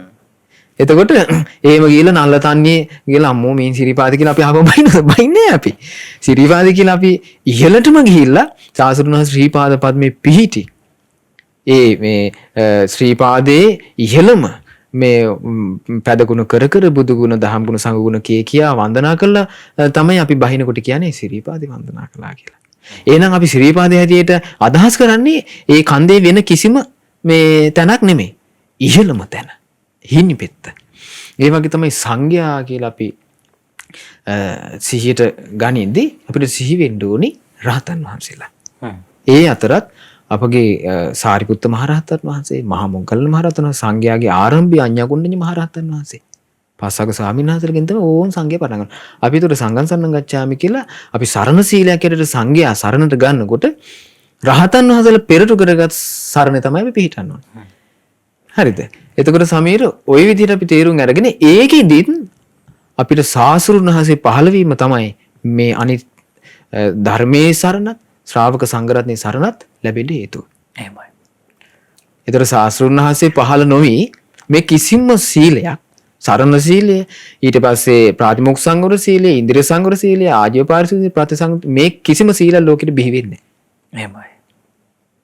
කිසිම සීල ලෝකෙට මේ පිහිට පිළිසරණ පිණිස ලැබෙන්නේ නැහැ. දැන් සාමාන්‍ය ලෝකේ දැන් අර ඔයම් ඉස්සෙල්ලා කිව්වා වගේ මේ අර ෂට් සාස්ෘරේ කාලේ හිටියේ මේ අන්‍යගම් අදහස් දරන. ඒතර එයාලගේ සීලේ තිබුණනේ යම් සීල ව්‍රත. එතකොට ඒ වගේ ලෝකේ විග්‍රහ කරගෙන යයි. හැබැයි නිවන අරමුණු කරගත්තු මිනිස්යාව দমনය කිරීම පිණිස පවතින සීල ලෝකෙ බිහි වෙන්නේ නැහැ. ඒ සියලු නිර්මල සීලය බිහි වෙන්නේ බුදු කෙනෙක් පහළ වීමෙන්මයි සමීර. දැන් අපි මේ සාකච්ඡාව තුළ පැහැදිලි කරගන්නවා මේ සීලය කියන්නේ කුමක්ද කියන අර්ථය දැන් ඔබට මේ පළවෙනි විග්‍රහය තුලින් පැහැදිලි වෙන්න ඇති. ඊට පස්සේ අපි පින්නස් ස්වාමීන් වහන්සේ යොමු කළ ප්‍රශ්නේ තමයි අපි කොතනින්ද ආරම්භ කරන්නේ මේ බුද්ධ ශාසනය අපි මේ පදනම හදාගන්නේ කොහොමද කියන කාරණේ. පින්නස් ස්වාමීන් වහන්සේ මේ කාරණෙත් මට පැහැදිලි කරගන්න හිතුණා. දැන් අපි ගොඩාක් වෙලාවට මේ සමාජයේ දකින්නකොට අපි ගොඩාක් වෙලාවට දකින්න සමහරු කියනවා මේ අපි භාග්‍යතුන් වහන්සේට නම් කැමති අපි සරණ ගිහිල්ලා ඉන්නේ. ධර්මයටත් අපි කැමති. නමුත් අපි සංඝ රත්නයට එච්චර පැහැදීමක් නැහැ. සමහරු කියනවා අපි සංඝයාටත් කැමති. හැබැයි අපි ධර්ම රත්නයට එච්චර කැමැත්තක් නැහැ, පැහැදීමක් නැහැ. එහෙම කියලා කියනවා. දැන් අපිට ලොකු අභියෝගයක් තියෙනවා පින්න ස්වාමීන් වහන්සේ වර්තමානයේ තුල බුදුරජාණන් වහන්සේ සරණ යාම පිළිබඳව. දැන් ඔන්න එක්කෙනෙක් අපි පිරිසක් ගත්තොත් හරි ආරම්භ කාලේ මුල් කාලේ බුද්ධ ශාසනයල බොහෝම ආදරෙන් වත් පිළිවෙත් කර කර ඉන්නවා. අවුරුද්දක් දෙකක් යනකොට සමහරට ඔන්න සම්පූර්ණයෙන්ම කඩාගෙන වැටෙනවා. ආයි ඒ පැත්ත හැරිලවත් බලන්නේ නැහැ. ඔන්න බනිනවා, නිඳා ගන්නවා, ඔන්න ගොඩක් පව් කර ගන්නවා. පින්න ස්වාමීන් වහන්සේ මට පැහැදිලි කරලා දෙන්න පුළුවන්ද හරියටම භාග්‍යතුන් වහන්සේ අපි කොහොමද සරණ යන්නේ? කොතනින්ද පටන් ගන්නෙ? මොන විදිහටද පටන් ගන්නෙ කියලා සානස්. සමීර දැන් අරකෙදි මට පොඩි කොටසක් මේ තව විග්‍රහ කරන්න තියෙනවා. අතනදී අපි අර දැන් තපසු බල්ලික මේ ද්වේවාචික උපාසකනේ. එහෙමයි. ඒද සාසුර බුද්ධං සරණං ගච්ඡාමි ධම්මං සරණං ගච්ඡාමි. ඒතකොට සංඝං සරණං ගච්ඡාමි කියලා ලෝකෙට බිහි වෙන්න එපේ. ඒතකොට භාග්‍යතුන් වහන්සේ ප්‍රථම ධර්ම දේශනාව කළා. පස්වග ස්වාමීන් වහන්සේලා අරහත්ත්වයටපත් වුණා. අනාත්ම ලක්ෂණ දේශනාව ওই සතියක් වගේ කරලා ඉවර වෙනකොට. භාග්‍යතුන් වහන්සේත් එක්ක රහතන් වහන්සේලා එතකොට 6 නමයි ලෝකේ. 6 නමක් බිහි වුණා. ඊට පස්සේ බුදුරජාන් වහන්සේ ඊළඟට මතකද ඔයාට? ඔයා මං හිතන්නේ අහලා නැති මේ සිදුවීම. මේ කවුද? යසකුල පුත්‍රයා. යසකුල පුත්‍රයා එතකොට බුදුරජාණන් වහන්සේ ඔන්න දැන් බුද්ධ රත්නයේ ලෝකෙට පහළ වෙලා, ධර්ම රත්නයේ ලෝකෙට පහළ වෙලා, සංඝ රත්නයේ ලෝකෙට පහළ වෙලා. එතකොට මේ සරණ සීලයේ ලෝකෙට පහළ වෙලා ඉවරයි දැන්. හැබැයි මේ සරණ සීලයේ මුලින්ම පිහිටපු කෙනෙක් තාම නැහැ. එතකොට අර තපස්සු බල්ලික පිහිටි දේවාචික බුද්ධං සරණං ගච්ඡාමි ධම්මං සරණං ගච්ඡාමි. එතකොට මේ රහතන් වහන්සේලා පස්නම ඉන්නෝනේ. ඒ පස්නම එතකොට මේ අරහත්ත්වයටපත් වෙලා තිසරණ සහිත සීලේ පරිපූර්ණත්වයටමපත් වෙලා. සංඝයා අතර. එතකොට තිසරණ සහිත සීලේ මනාකොට පරිපූර්ණත්වයටපත් වුණ තැන තමයි අරහත්ත්වයටපත් වෙන්නේ. ඊට පස්සේ මේක ඔන්න බුදුරජාණන් වහන්සේ ওই විදිහට මේ චාරිකාවේ වඩිදී යසකුල පුත්‍රයා බුදුරජාණන් වහන්සේට මුණ ගැහෙනවා. යසකුල පුත්‍රයා වෙන භාග්‍යතුන් වහන්සේ වඩිනෝනේ අර රුක් සෙවණක වැඩ ඉන්නේ උදේ සක්මන් කර කර උදේ පාන්දර. ඒවල යසකුල පුත්‍රයා ඇවිල්ලා භාග්‍යතුන් මෙයාට මේ හරියට අර බෝසත්න් වහන්සේ සැප වින්ද වගේ මාලිගා තුනක සැප වින්ද කොල්ලේ. හොඳටම සැප වින්දා. එතකොට මේ යසකුල පුත්‍රයා මේ නමුත් යම්කිසි කලකිරීමකටපත් වුණා. එදා රාත්‍රියේ මේ එයාගේ මේ අර නිදා ගන්න මේ මාලිගාවේ මේ පිරිස නිකන් එයා ඉන්න විරූපී ස්වභාවය දැකලා මෙයාට නිකන් මේ ගෙදරට නොඇලිලා ගිහි ජීවිතේට නොඇලිලා මේ උදේ පාන්දර රන්මිරි වැඩි දෙක කකුලේ දාගෙන මෙයා පිටත් වුණා. පිටත් වෙලා දැන් මෙයා යනවා යන දිහාවත් දන්නේ නැහැ. කාගේ ළඟටද යන්නේ කියලා දන්නේ නැහැ. හැබැයි එපා වෙලා. හැබැයි ඒ වෙනකොට සරණ සීලේ ලෝකේ මේ බිහි වෙලා සාසුරුණාති ධර්ම රත්නේ සංඝ රත්නේ බිහි වෙලා හොයාගෙන යනවා. එතකොට යනකොට එක් තැනකදී මෙයාට කියවෙන උපද්දුතං වතබෝ මේ ජීවිතේ මහ වදයක් නේ කියලා නිකන් નિરાයාසෙම මෙයාට එනවා. මේ විදිහට මෙයාට එනකොට ඒකට දෙන්න පිළිතුරු සපයන මුනිවරයා අනේ රුක්සෙවනේ සක්මන් කරනවා. කොහොම ලැබීමක්ද ඒක? එහෙමයි. මෙයාගේ කටින් පිට වෙනකොට මේ ජීවිතේ මහා වදයක් නේ. මහා දුකක් නේ කියලා මෙයාගේ කටින් මෙයා උදේ පාන්දර මේ පින්න වැටෙන උදේ පිට වෙනකොට සීතලේ මේ තව කෙනකින් ඇහෙනවා මේ වනාන්තරේ මනුස්ස පුලුටක් නැහැ. ඇහෙනවා. යස මේ ජීවිතේ නම් කිසිම දුකක් නැහැ. මෙයා බලනවා වටපිට. මහා පුදුම සහගත ආශ්චර්ය සිද්ධියක් නේ මේක. එහෙමයි. ගෙදරින් ආවේ කාටවත් නොකිය. කවුද මං ආපු ගමන් දැනගත්තේ කියලා. ඊට පස්සේ බලනකොට මේ සක්මනේ වඩිනෝ සාසුරුනාහස. මෙයා දන්නේ සාසුරුනාහස කියලා. ළඟට මේ නම කිව්ව ගමන් මෙයා නිකන් අමුතු කම්පණයකටත් වෙනවා. මහා පුදුම හැඟීමක් මෙයාට එනවා මගේ නම කියලා මම කතා කරානේ කියලා. ඊට පස්සේ මෙයා ළඟට ගිහිල්ලා ඉන්නකොට බුදුරජාණන් වහන්සේ ධර්මයේ දේශනා කරනවා. හිත මෘදු මුලක් වෙලා මෙයා සෝතාපන්න ඵලෙ පිහිටනවා. ඊට පස්සේ තාත්තා උදේ පාන්දර පුතා නැහැ කියලා අම්මා මේ කෑකෝ ගහනකොට අම්මයි බිරිඳයි උදේ පාන්දර තාත්තා පිටත් වෙනවා මේ සේවකයෝ අනිත් පැත්තට යවලා තාත්තත් සංසාරගත පුණ්‍යානුභාවයට සාසුරුනාහසේ මේ පුතා ආපු පාරෙම එනවා. ඊට පස්සේ භාග්‍යවතුන් රුක්සෙවණක වැඩ ඉන්නවා. ඉරිදියක් පානවා පුතා නොපෙනේවා කියලා. ඊට දැන් තාත්තා ඇවිල්ලා වාඩි වුණා. බුදුරජාණන් වහන්සේ මේ සිටුතුමාට ධර්මයේ කියනවා. ධර්මයේ කියනකොට සිටුතුමා සෝතාපන්න වෙනවා. ඒ දේශනාව අහගෙන ඉනකොට යසකුල පුත්‍රයා අරහත්ත්වයටපත් වෙනවා. ඊට පස්සේ ওই විදිහට වෙලා එදා පහුවෙදා එදා භාග්‍යතුන් වහන්සේ මේ යසකුල පුත්‍රයාගේ නිවසට දානෙට වඩිනවා. අම්මයි මේ තාත්තයි බිරිඳයි දානෙ පිළිල කළා. දැන් තාත්තා සෝතාපන්නයි. අම්මයි බිරිඳයි තාම නැහැ. ඊට පස්සේ දේශනාව අවසන් මේ දානේ වළඳලා අවසන් වුණාට පස්සේ භාග්‍යතුන් වහන්සේ ධර්මයේ දේශනා කරනවා. අම්මයි බිරිඳයි දෙන්නම සෝතාපන්න ඵලෙ පිහිටනවා. ඒතර ඒ වෙනකන් හිටියේ ද්වේවාචික. තපසුබල්ලික සරණ ගියේ බුද්ධං සරණ ගච්ඡාමි ධම්මං සරණ ගච්ඡාමි කියලා විතරයි. වචනේ. ආන් එදා අර යසකුල පුත්‍රගේ අම්මයි බිරිඳයි ද්වේවාචික උපාසිකා බුද්ධ ශාසනයේ පළමු බුද්ධං සරණ ගච්ඡාමි ධම්මං සරණ ගච්ඡාමි සංඝං සරණ ගච්ඡාමි කියලා සරණේ පිහිටනවා. එහෙමයි. සරණේ පිහිටනවා. එතකොට ওই විදිහට තමයි ලෝකෙට මුලින්ම තිසරණේ සරණ ගියපු වචනයෙන් කියලා සරණ ගියපු උපාසිකාව බිහි වුණේ. භාග්‍යතුන් වහන්සේ පහළ වෙලා මාස 2කින් 2කමාරකින් වගේ. මේ ඊට පස්සේ ওই විදිහට මේ ඔන්න ලෝකෙට තිසරණේ බිහි වෙනවා සමීර. එතකොට දැන් ඔයා මුලින් හෙව්වේ මේ දැන් ආපු ප්‍රශ්නේ තමයි. එතකොට දැන් මේ සාමාන්‍ය ලෝකේ මේ කතා බහේ තියෙනෝනේ මේ අපි නම් ඉතින් බුදුරජාණන් වහන්සේ සරණ යනවා ධර්මය සරණ යනවා. ඉතින් මේ ලෝකේ තියෙන දේවල් දිහා බලනකොට මේ කොහොමද මේක කරන්නේ? මේ අපිට ඉතින් විශ්වාසයක් නැහැ නේ සංඝයා කොහොමද සරණ යන්නේ කියලා වර්තමානයේ ගලපලා ඉතින් සාමාන්‍ය එයාගේ දැනුම මේ හැටියට එයාගේ නෝනේ හැටියට එයා කියවලා අහලා තියෙන ප්‍රමාණයට ඉතින් සම්මිර මේක මේ ගන්නේ මිනිස්සයා. එහෙමයි. නේද? ඉතින් ඒක ඉතින් මේ මිනිස්සයාගේ තියෙන අහිංසකම. නමුත් ඕක නෙමෙයි පුදුම සාගත සිද්ධිය බුදුරජාණන් වහන්සේ වැඩ ඉන්න කාලේ වුණේ. ඒ තමයි ඔය අහලති කෝකාලික භික්ෂුව. සමීර අහලති කෝකාලික භික්ෂුව. කෝකාලික භික්ෂුව ලාභ සත්කාර අපේක්ෂාවෙන් සාරිපුත්ත මොග්ගලන් රහතන් වහන්සේලා දෙනමට ගරහා කළා. ඒ ගරහා කරනකොට බුදුරජාණන් වහන්සේ දේශනා කරනවා කෝකාලික සාරිපුත්ත මොග්ගලන් දෙන්න කියන්නේ මේ හරිම ධාර්මිකයි ලාභ සත්කාර අපේක්ෂා කරන දෙන්නෙක් නෙමෙයි. මේ සම ආජීවයෙන් මේ යුක්තයි මේ හිත පහදව ගන්න කියලා. හිත පහදව ගන්න කියලා මේ බුදුරජාණන් දේශනා කරනවා. ඒතකොට මේ මොකද්ද කියන්නේ? ඔය සමීර කිව්ව කතාව කියනවා. මොකද්ද කියන්නේ? ස්වාමිනී භාග්‍යතුන් වහන්සේ මට භාග්‍යතුන් වහන්සේ කිරී නම් මේ සැකයක් නැහැ. අප්‍රසාදයක් නැහැ. ධර්මයේ කිරී අප්‍රසාද නම් මේ සාරිපුත්ත මොග්ගලන් දෙනම නම් හිම නැහැ කියනවා. හරිම ලාමක ආසාවෙන් යුක්තයි කියනවා. ලාභ අපේක්ෂාවෙන් යුක්තයි කියනවා. ඒතකොට මේ බුද්ධ ශාසනයේ අර අපි කිව්ව සිරිපාදේ වගේ හින්නි පෙත්ත ප්‍රඥාවෙන් අග්‍රේසර සාරිපුත්ත මහරහතන් වහන්සේ. ඊට පස්සේ බුදුරජාණන් වහන්සේ කොහොමද දේශනා කරන්නේ? සාරිපුත්ත මහරහතන් වහන්සේ ගැන දේශනා කරන්නේ මහණෙනි මේ සාරිපුත්ත හරියට ජනෙත්‍යයවන් සාරිපුත්තෝ. මේ දරුවන් බිහි කරන මව වගේ කියනවා සාරිපුත්ත මහරහතන් වහන්සේ. ඊට පස්සේ මොග්ගල මහරහතන් වහන්සේ දේශනා කරන්නේ ජාතස්ස ආපාදේතා.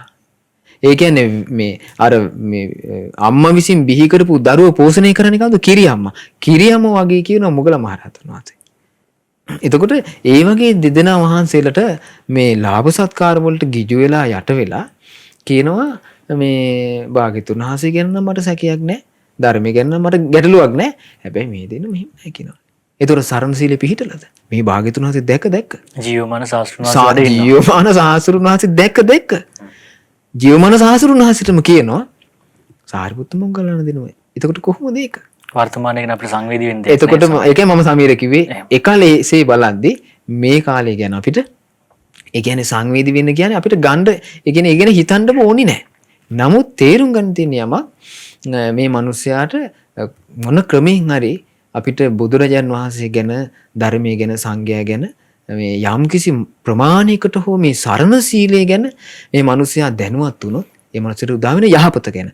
මොකද බුදුරජාන් වහන්සේ දේශනා කරන සමීර ඒකේචි බුද්ධං සරණං ගතාසේ නති ගමිස්සන්ති අපාය. යමෙක් බුදුරජාණන් වහන්සේ මුළු හදවතින්ම සරණ යනවනම් ඊට පස්සේ ධර්මයේ මුළු හදවතින්ම සරණ යනවනම් ශ්‍රාවක සංඝරත්නයේ මුළු හදවතින්ම සරණ යනවනම් නතේ ගමිස්සන්ති අපාය. ඔහු අපාය යන්නේ නැහැ කියනවා. ඒ සරණ සීලය. ඕකට දැන් හොඳ කතාවක් තියෙනවා. දැන් ඔයා සමීර සාමාන්‍යයෙන් අපි අහලා තියෙනවා මේ චත්තමානෝක ගැන. චත්තමානෝක සිද්ධියේදී බුදුරජාණන් වහන්සේ සරණ සීලයයි සංවර සීලයයි දෙකම දේශනා කරනවා. සරණ සීලය තමයි තිසරණේ. එහෙමයි. සංවර සීලය තමයි පංචශීලය. ඒ දෙකම දේශනා කරනවා. නමුත් සමහර තැන්වල මේ මේ මුණ ගැසෙනවා. දැන් අර එක ස්ත්‍රියක් කියනවා චණ්ඩාල ස්ත්‍රිය කියලා. මේ හරීම මේ දුප්පත්. හරිම දුප්පත් සමීර මේ ආච්චි. මෙයා මේ අපේ බුදුරජාණන් වහන්සේ වඩින පාරේ මේ ඉස්සරහට මුණ ගැසෙනවා. භාග්‍යතුන් වහන්සේ චණ්ඩාල ස්ත්‍රිය වෙනුවෙන්ම වඩින්නේ. ඉතින් භාග්‍යතුන් වහන්සේ කියන්නේ මේ පරම්පරාවෙන් ආපු ශාක්‍ය කුලේ රජ වෙන්න හිටපු සක්විති රජ වෙන්න හිටපු රාජකුමාරයා. එතකොට මේ පහත් කුලේ මේ වයසක ආච්චි කෙනෙක්. හැබැයි ආච්චිගේ ඉරණම ලියවිච්ච විදිහ භාග්‍යතුන් වහන්සේ දැක්ක උදේ පාන්දර. ඒකයි පාගමනින් වඩින්නේ. භාග්‍යතුන් වහන්සේ නොවැඩියොත් ඒ ආච්චි මේ කලුරිය කරපු ගමන් නිරේ. ඉරණම එහෙම තමයි තිබුණේ ආච්චිගේ. භාග්‍යතුන් උදේ පාන්දර දැක්ක මහා කරුණා සමාපත්තියට සමවැදලා කාටද මං අද පිහිට වෙන්නේ කියලා. පිහිට වෙන්න මගේ පිහිට කාටද මං ලබලා දෙන්නේ? ධර්මයේ සංග්‍රහණයේ පිහිට කාටද ලබලා දෙන්නේ කියලා බලනකොට අර ආච්චි පේන්නේ ගියා. එහෙමයි. ඒක පුදුම වාසනාවනේ සමීර. සුළුපටු වාසනාව දේ ආච්චිට ලැබුණා. වහන්සේගේ නේත්‍ර වලින් යම් කෙනෙක් දැක ගන්නවා. දැක කියන්නේ ඒ කියන්නේ ඒ මොකද දැන් හිතන්න මෙහෙම මොන මේ දරුවෙක් අලුත ඉපදිච්ච දරුවෙක් මේ හයියෙන් කෑ ගහනවා. ඒ දරුවා අඬන්නේ එක දෙයකට. මොකේද? මව් කිරිල්ලලා. එහෙමයි. කුසගින්නට ඒ දරුවා අඬන්නේ. එතකොට දැන් අර දරුවෙක් දිහා අම්මා කෙනෙක් නිකන් කුසගින්නේ ඉන්න දරුවා දිහා අම්මා බලද්දී ඒ අම්මට ඇති වෙන හැඟීම කොහොමද? මහා නිකන් ආදරයක්, සෙනෙහසක්, අනුකම්පාවක්, කරුණාවක් අනේ මේ දරුවා කුසගින්නේ ඉන්නේ කියලා අමුතු හැඟීමක් අර අම්මට එනවනේ. ස්වාමීන් වහන්සේ මවනේ අර එකම සැනසීම අර දරුවට. එහෙමයි. සාසුරුන් වහන්සේට ඒ කියන්නේ මේ ආච්චි අම්මා ඊළඟට නිරයට යන්නේ ඉන්නේ කියලා දකිනකොට කොහොම කරුණාවක් උපදින්නේ නැද්ද? ඒ කරුණාවෙන් තමයි මේ වඩින්නේ. ඒකයි භාග්‍යතුන් වහන්සේ පුබ්බේ නිවාසානුස්සති ඥාණයෙන් උපදවාගෙන චුතෝපපාත ඥාණයෙන් බලන්නේ ලෝකෙ දිහා. බලනකොට නෙපෙන්නේ මේ අපි ඔක්කොම පේනවා. අපි සියලු දෙනායි කතන්දරේ පේනවා. මේ සිද්ධ වෙන සිද්ධාන්තේ මෙරි සතර පායෙම යනවා පේනවා. ඒ වගේ දැක්කා. ඊට පස්සේ මොගලන් මහරහතන් වහන්සේ පිටිපස්සේ මඩිනවා. වැඩලා මොගලන් මහරහතන් ආච්චි භාග්‍යතුන් වහන්සේ මෙහෙම අර ආච්චි කානුට බහිනවා. කානුට බැහැලා මෙහෙම ඔළුව නමාගෙන මේ සමීර මේ ඔළුව බිම ගහගෙන ඉන්නේ මේ ආච්චි. එච්චර බයක්. රාජකුමාරයෙක්. ඊට පස්සේ ඇවිල්ලා භාග්‍යතුන් වහන්සේ ආච්චිගේ මේ ආච්චි ඔළුව බිම ගහගෙන ඉන්නේ එතනම හිට ගන්නවා. එතනම හිට කොච්චර සුන්දර දර්ශනයක්ද? අපිට මවා ගන්නත් බෑනේ සමීර. එහෙමයි. ඊට පස්සේ මොගලන් මහරහතන් පිටිපස්සේ ඉඳලා කියනවා ආච්චි හිත පහදව ගන්න. මේ වැඩ ඉන්නේ මේ මහා භද්‍ර කල්පයේ පහළ වෙච්ච 4 වෙනි මහා ඍෂින් වහන්සේ. සත්බුදුවරුන් අතරේ පහළ වෙච්ච මහා ඍෂින් වහන්සේ. නිකලස් මුනිවරයාණන් වහන්සේ. වීතරාගී බුදුරජාණන් වහන්සේ. ආච්චි ඔයා වෙනුවෙන්ම කරුණාවෙන් වැඩලා හිත පහදව ගන්න කිව්වා. එහෙමයි. දැන් ඒ ආච්චිට හිත පහදව ගන්න කියලා ඒ කියන්නේ මේ ගුණ වශයෙන් අහලා හෝ වෙන කිසිම ක්‍රමයක් දන්නේ නැහැ. ඒ ආච්චි ඔළුව ඉස්සුවා. ඔළුව ඉස්සුවන රන්වන් පාට සිරිපතුල් ඉදලා. මේ ඔළුවේ සිරිපතුලේ ඉඳලා භාග්‍යතුන් වහන්සේගේ මෝ මඩල දක්වා බැලුවා. මෝ මඩලේ ඉඳලා සිරිපතුල දක්වා බැලුවා. එච්චරයි. භාග්‍යතුන් වහන්සේ හැරුණා වැඩියා. ඔච්චරයි භාග්‍යතුන් වහන්සේ කළේ. භාග්‍යතුන් වහන්සේ වැඩියා.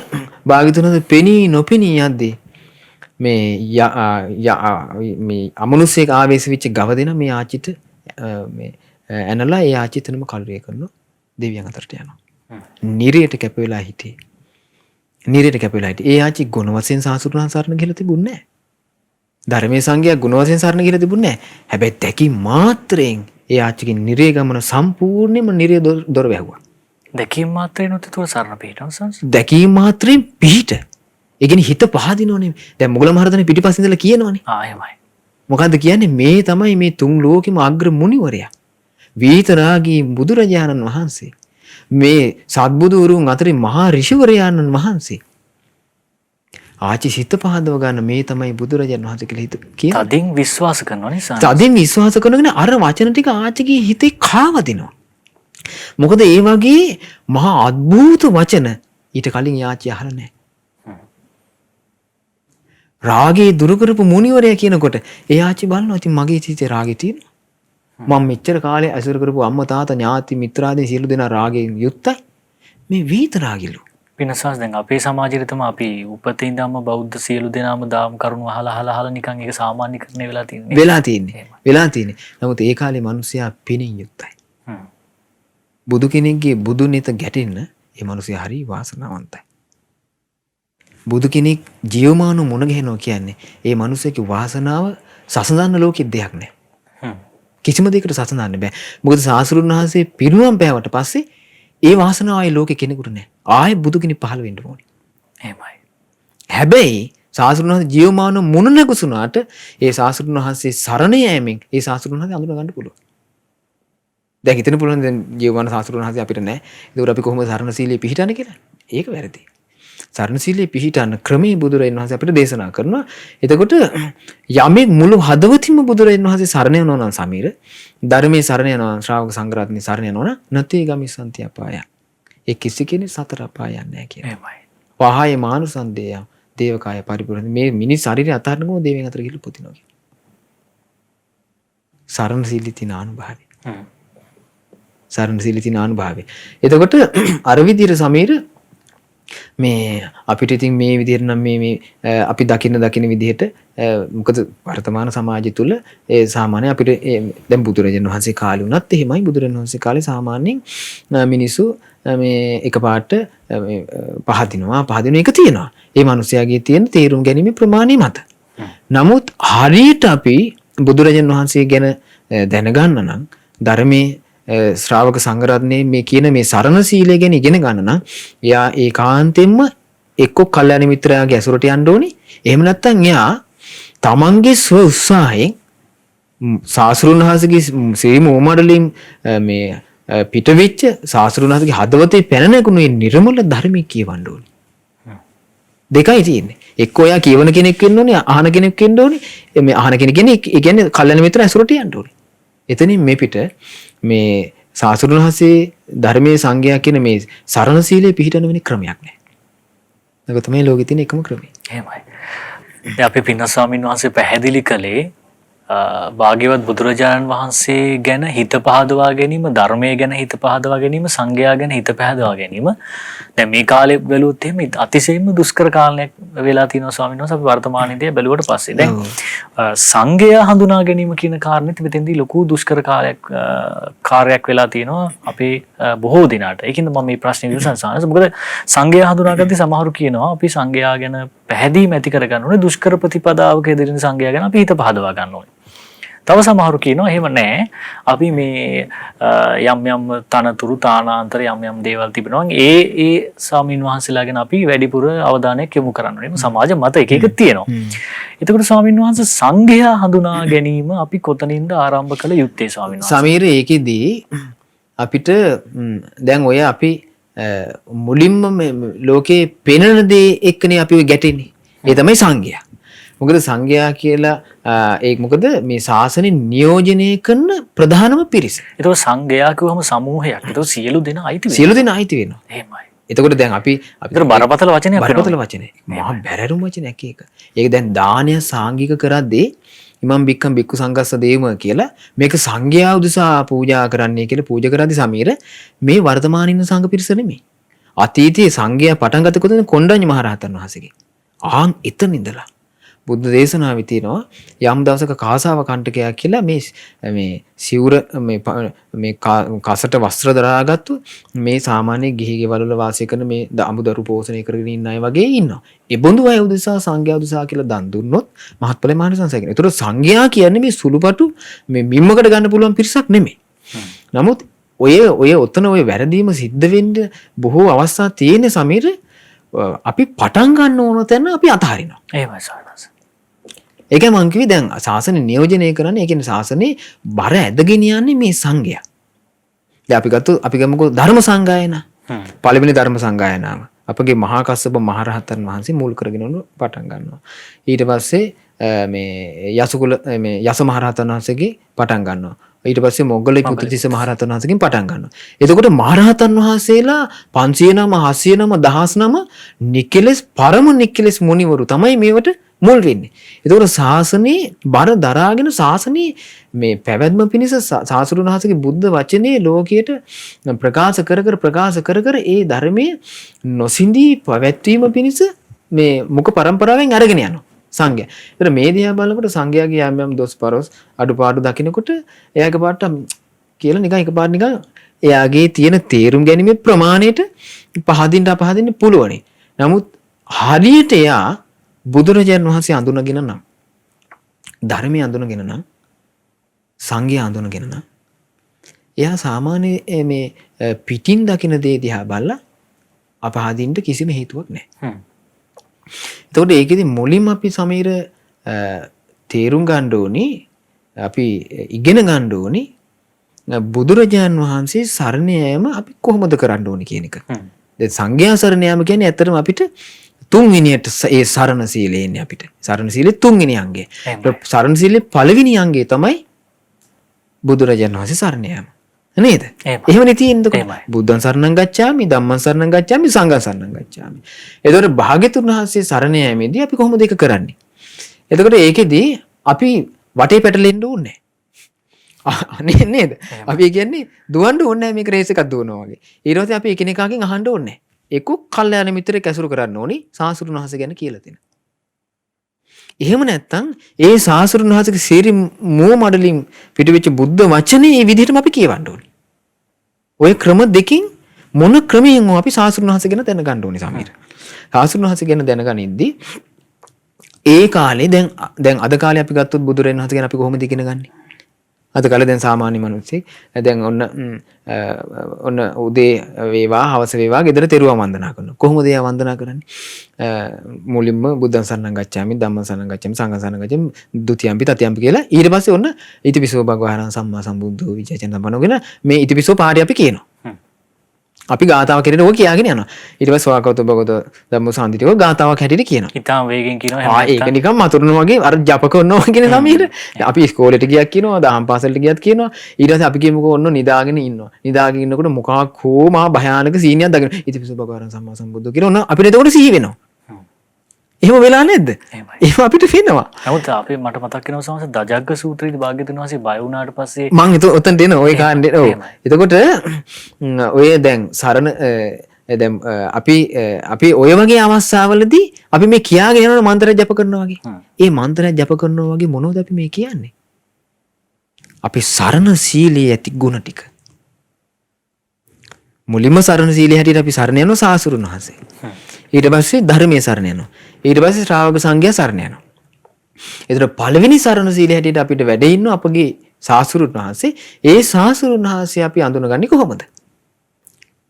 අපිට ඒක අඳුනගන්න ක්‍රමවේදයක් අපිට තේරෙන්නේ නැහැ. අපේ නුවණට ඒක ගලප ගන්න බෑ. අපිට විග්‍රහ කරගන්න බෑ ඒක. ඒක විග්‍රහ කළා ඒ ගුණ වලට උරුමකම් කියපු සාසුරුන් වහන්සේ. ඒ ගුණ දරාගත්තු සාසුරුන් වහන්සේ. අසංකේ 4කුත් කල්ප ලක්ෂයක් මේ ගුණ 9 වෙනුවෙන්ම සියලු සත්‍යයන් සසරින් නිදහස් කරවීම පිණිසම සම්මා සම්බුදු පදවිය පතාගෙන මාපු සාසුරුන් වහන්සේ සම්මා සම්බුදත්වයට පත් වෙලා ඒ සාසුරුන් වහන්සේගේ සිරි මූ මඩලින්ම සාසුරුන් වහන්සේ ගැන කියනවා. කොහොමද කියන්නේ? බුදුරජාණන් වහන්සේ දේශනා කරනවා මේ සද්දෝ හෝති. තථාගත බුදුරජාණන් වහන්සේ ගැන ශ්‍රද්ධාවට පත් වෙනවා. නේද? සද්ධාති තථාගතස්ස බෝධි. කොහොමද තථාගතයන් වහන්සේගේ අවබෝධය කෙරෙහි එයා පහදින්නේ? එයා පහදින්නේ සද්ධාති තථාගතස්ස බෝධි. තථාගත බුදුරජාණන් වහන්සේගේ අවබෝධය කෙරෙහි එයා පහදින්නේ. ඔනෝ භාග්‍යතුන් වහන්සේ විග්‍රහ කරන සමීර මේක. හරිද? එතකොට මේ විදිහට ගත්තම මේ වටේ දුවන්න ඕනේ නැහැ. පැටලෙන්නේ නැහැ මේක අපිට. තේරෙilla නෙවෙයි එතකොට. ඊට පස්සේ දැන් අපි ගත්තොත් අපි කියමු පාලියෙන් අපිට මේක තේරෙන්නේ නැහැ කියලා. දැන් සරල සිංහලෙන් ඔන්න මේ මහා විනහරා මේ ශ්‍රද්ධා මේ හරහා මේ අපිට උන මේක ඉගෙන ගන්න ලැබෙනවා. කල්ලාල මිත්‍ර ආශ්‍රයෙන් අපිට මුලින්ම මේ විදිහට අපිට ඉගෙන ගන්න ලැබෙනවා අපේ ගුරු දේවතුන් පින්ගල් ලොකු ස්වාමීන් වහන්සේ නිසා. එතකොට එහෙම නැත්නම් අපි මේක ජප කරනවා වගේ කී කියන්නේ හිටියේ සමීර. එහෙමයි සමීර. එතකොට ඊට පස්සේ භාග්‍යතුන් වහන්සේ දේශනා කරනවා සද්දෝ හොති සද්ධාති තථාගතස්ස බෝධින්. එයා ශ්‍රද්ධාවෙන් යුක්තයි. මොකක් කෙරේ ශ්‍රද්ධාවෙන් යුක්ත? තථාගතස්ස බෝධින් තථාගත බුදුරජාණන් වහන්සේගේ අවබෝධය කෙරේ. මොකද්ද තථාගත බුදුරජාණන් වහන්සේගේ අවබෝධය? ඊතිපිසෝ භගවාරහං සම්මා සම්බුද්ධෝ විද්‍යාචරණ සම්පන්නෝ සුගතෝ ලෝකවිදු අනුත්තර පුරිසමරිත ඔන්න ගුණ නම් විස්තර කරනවා.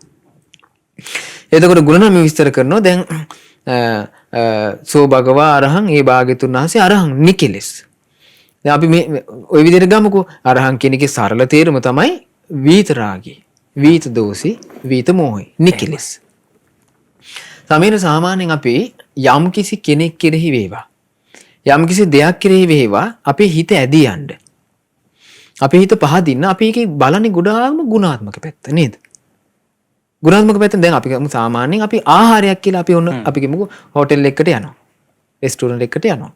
යනකොට ගිහිලා අපි ඔන්න ආහාර ගන්න වාඩි වෙනවා. වාඩි වෙච්ච ගමන් අපිට මොකක්ද යාලා දෙන්නේ? මෙනු එක දෙනවා. ඒ මෙනු එකෙන් අපිට සුදුසු එක තමයි අපි බලන්නේ. ඒකෙත් ගුණාත්මක පැත්ත බලනවා. ඒක ශරීර සෞඛ්‍යයට හොඳයිද? තෙල් වැඩිද? සැර වැඩිද? එහෙම නේ සමීර. අපි කරනෝනේ මේක සාමාන්‍ය ලෝකේ.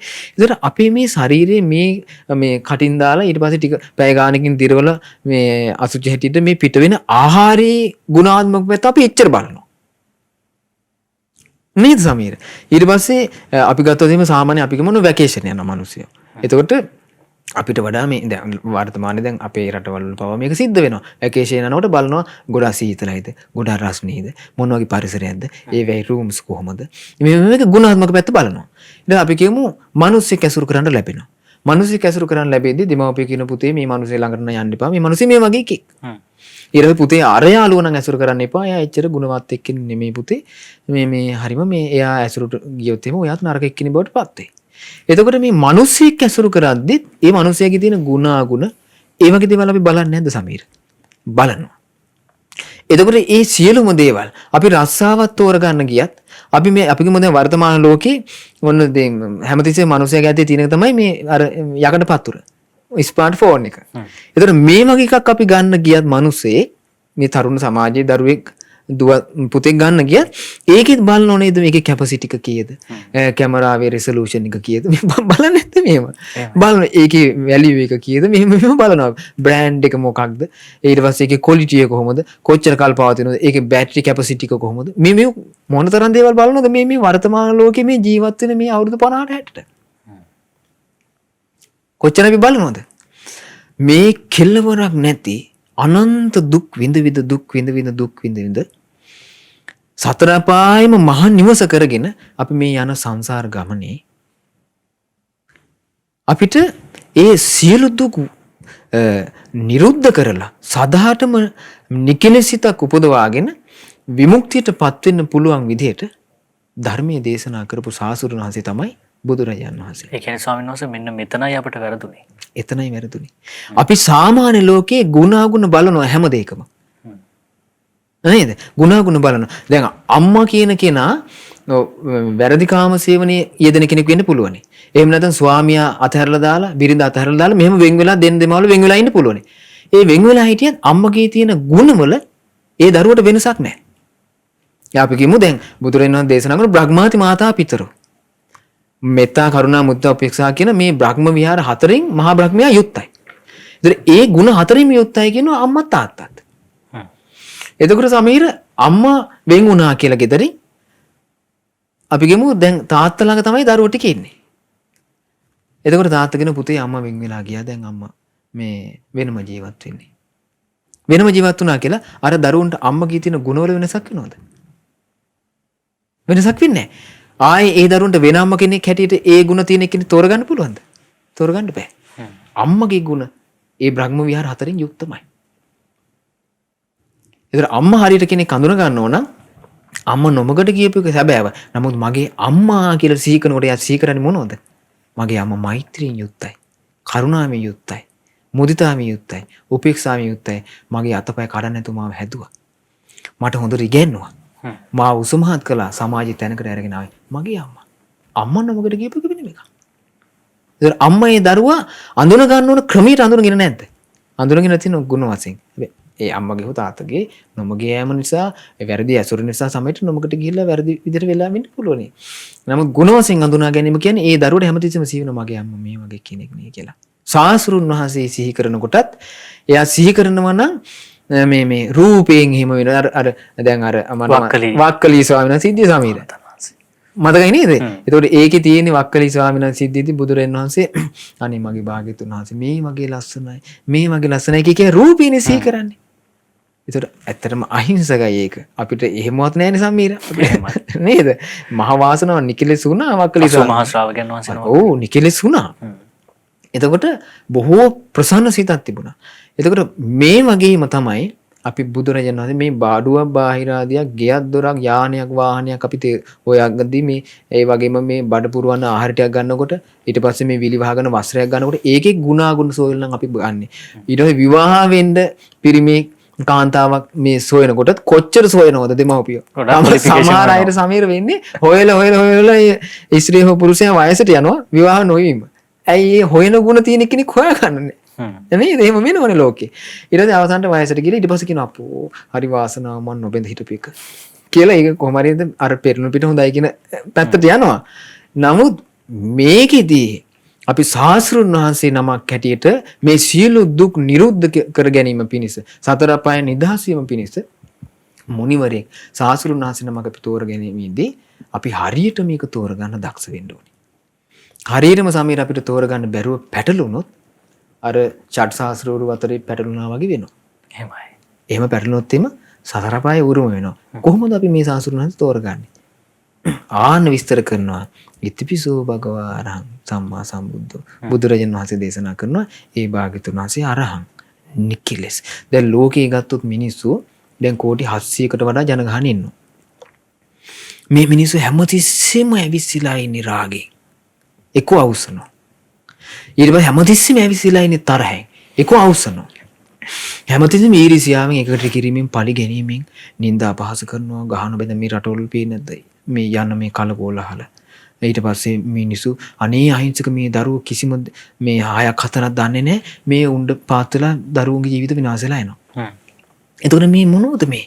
මේ රාගින් ද්වේෂයෙන් මෝහින් කුපිත විච්ච ලෝකයක් නේ අපිට ඇසුරු කරන්න ලැබෙන්නේ.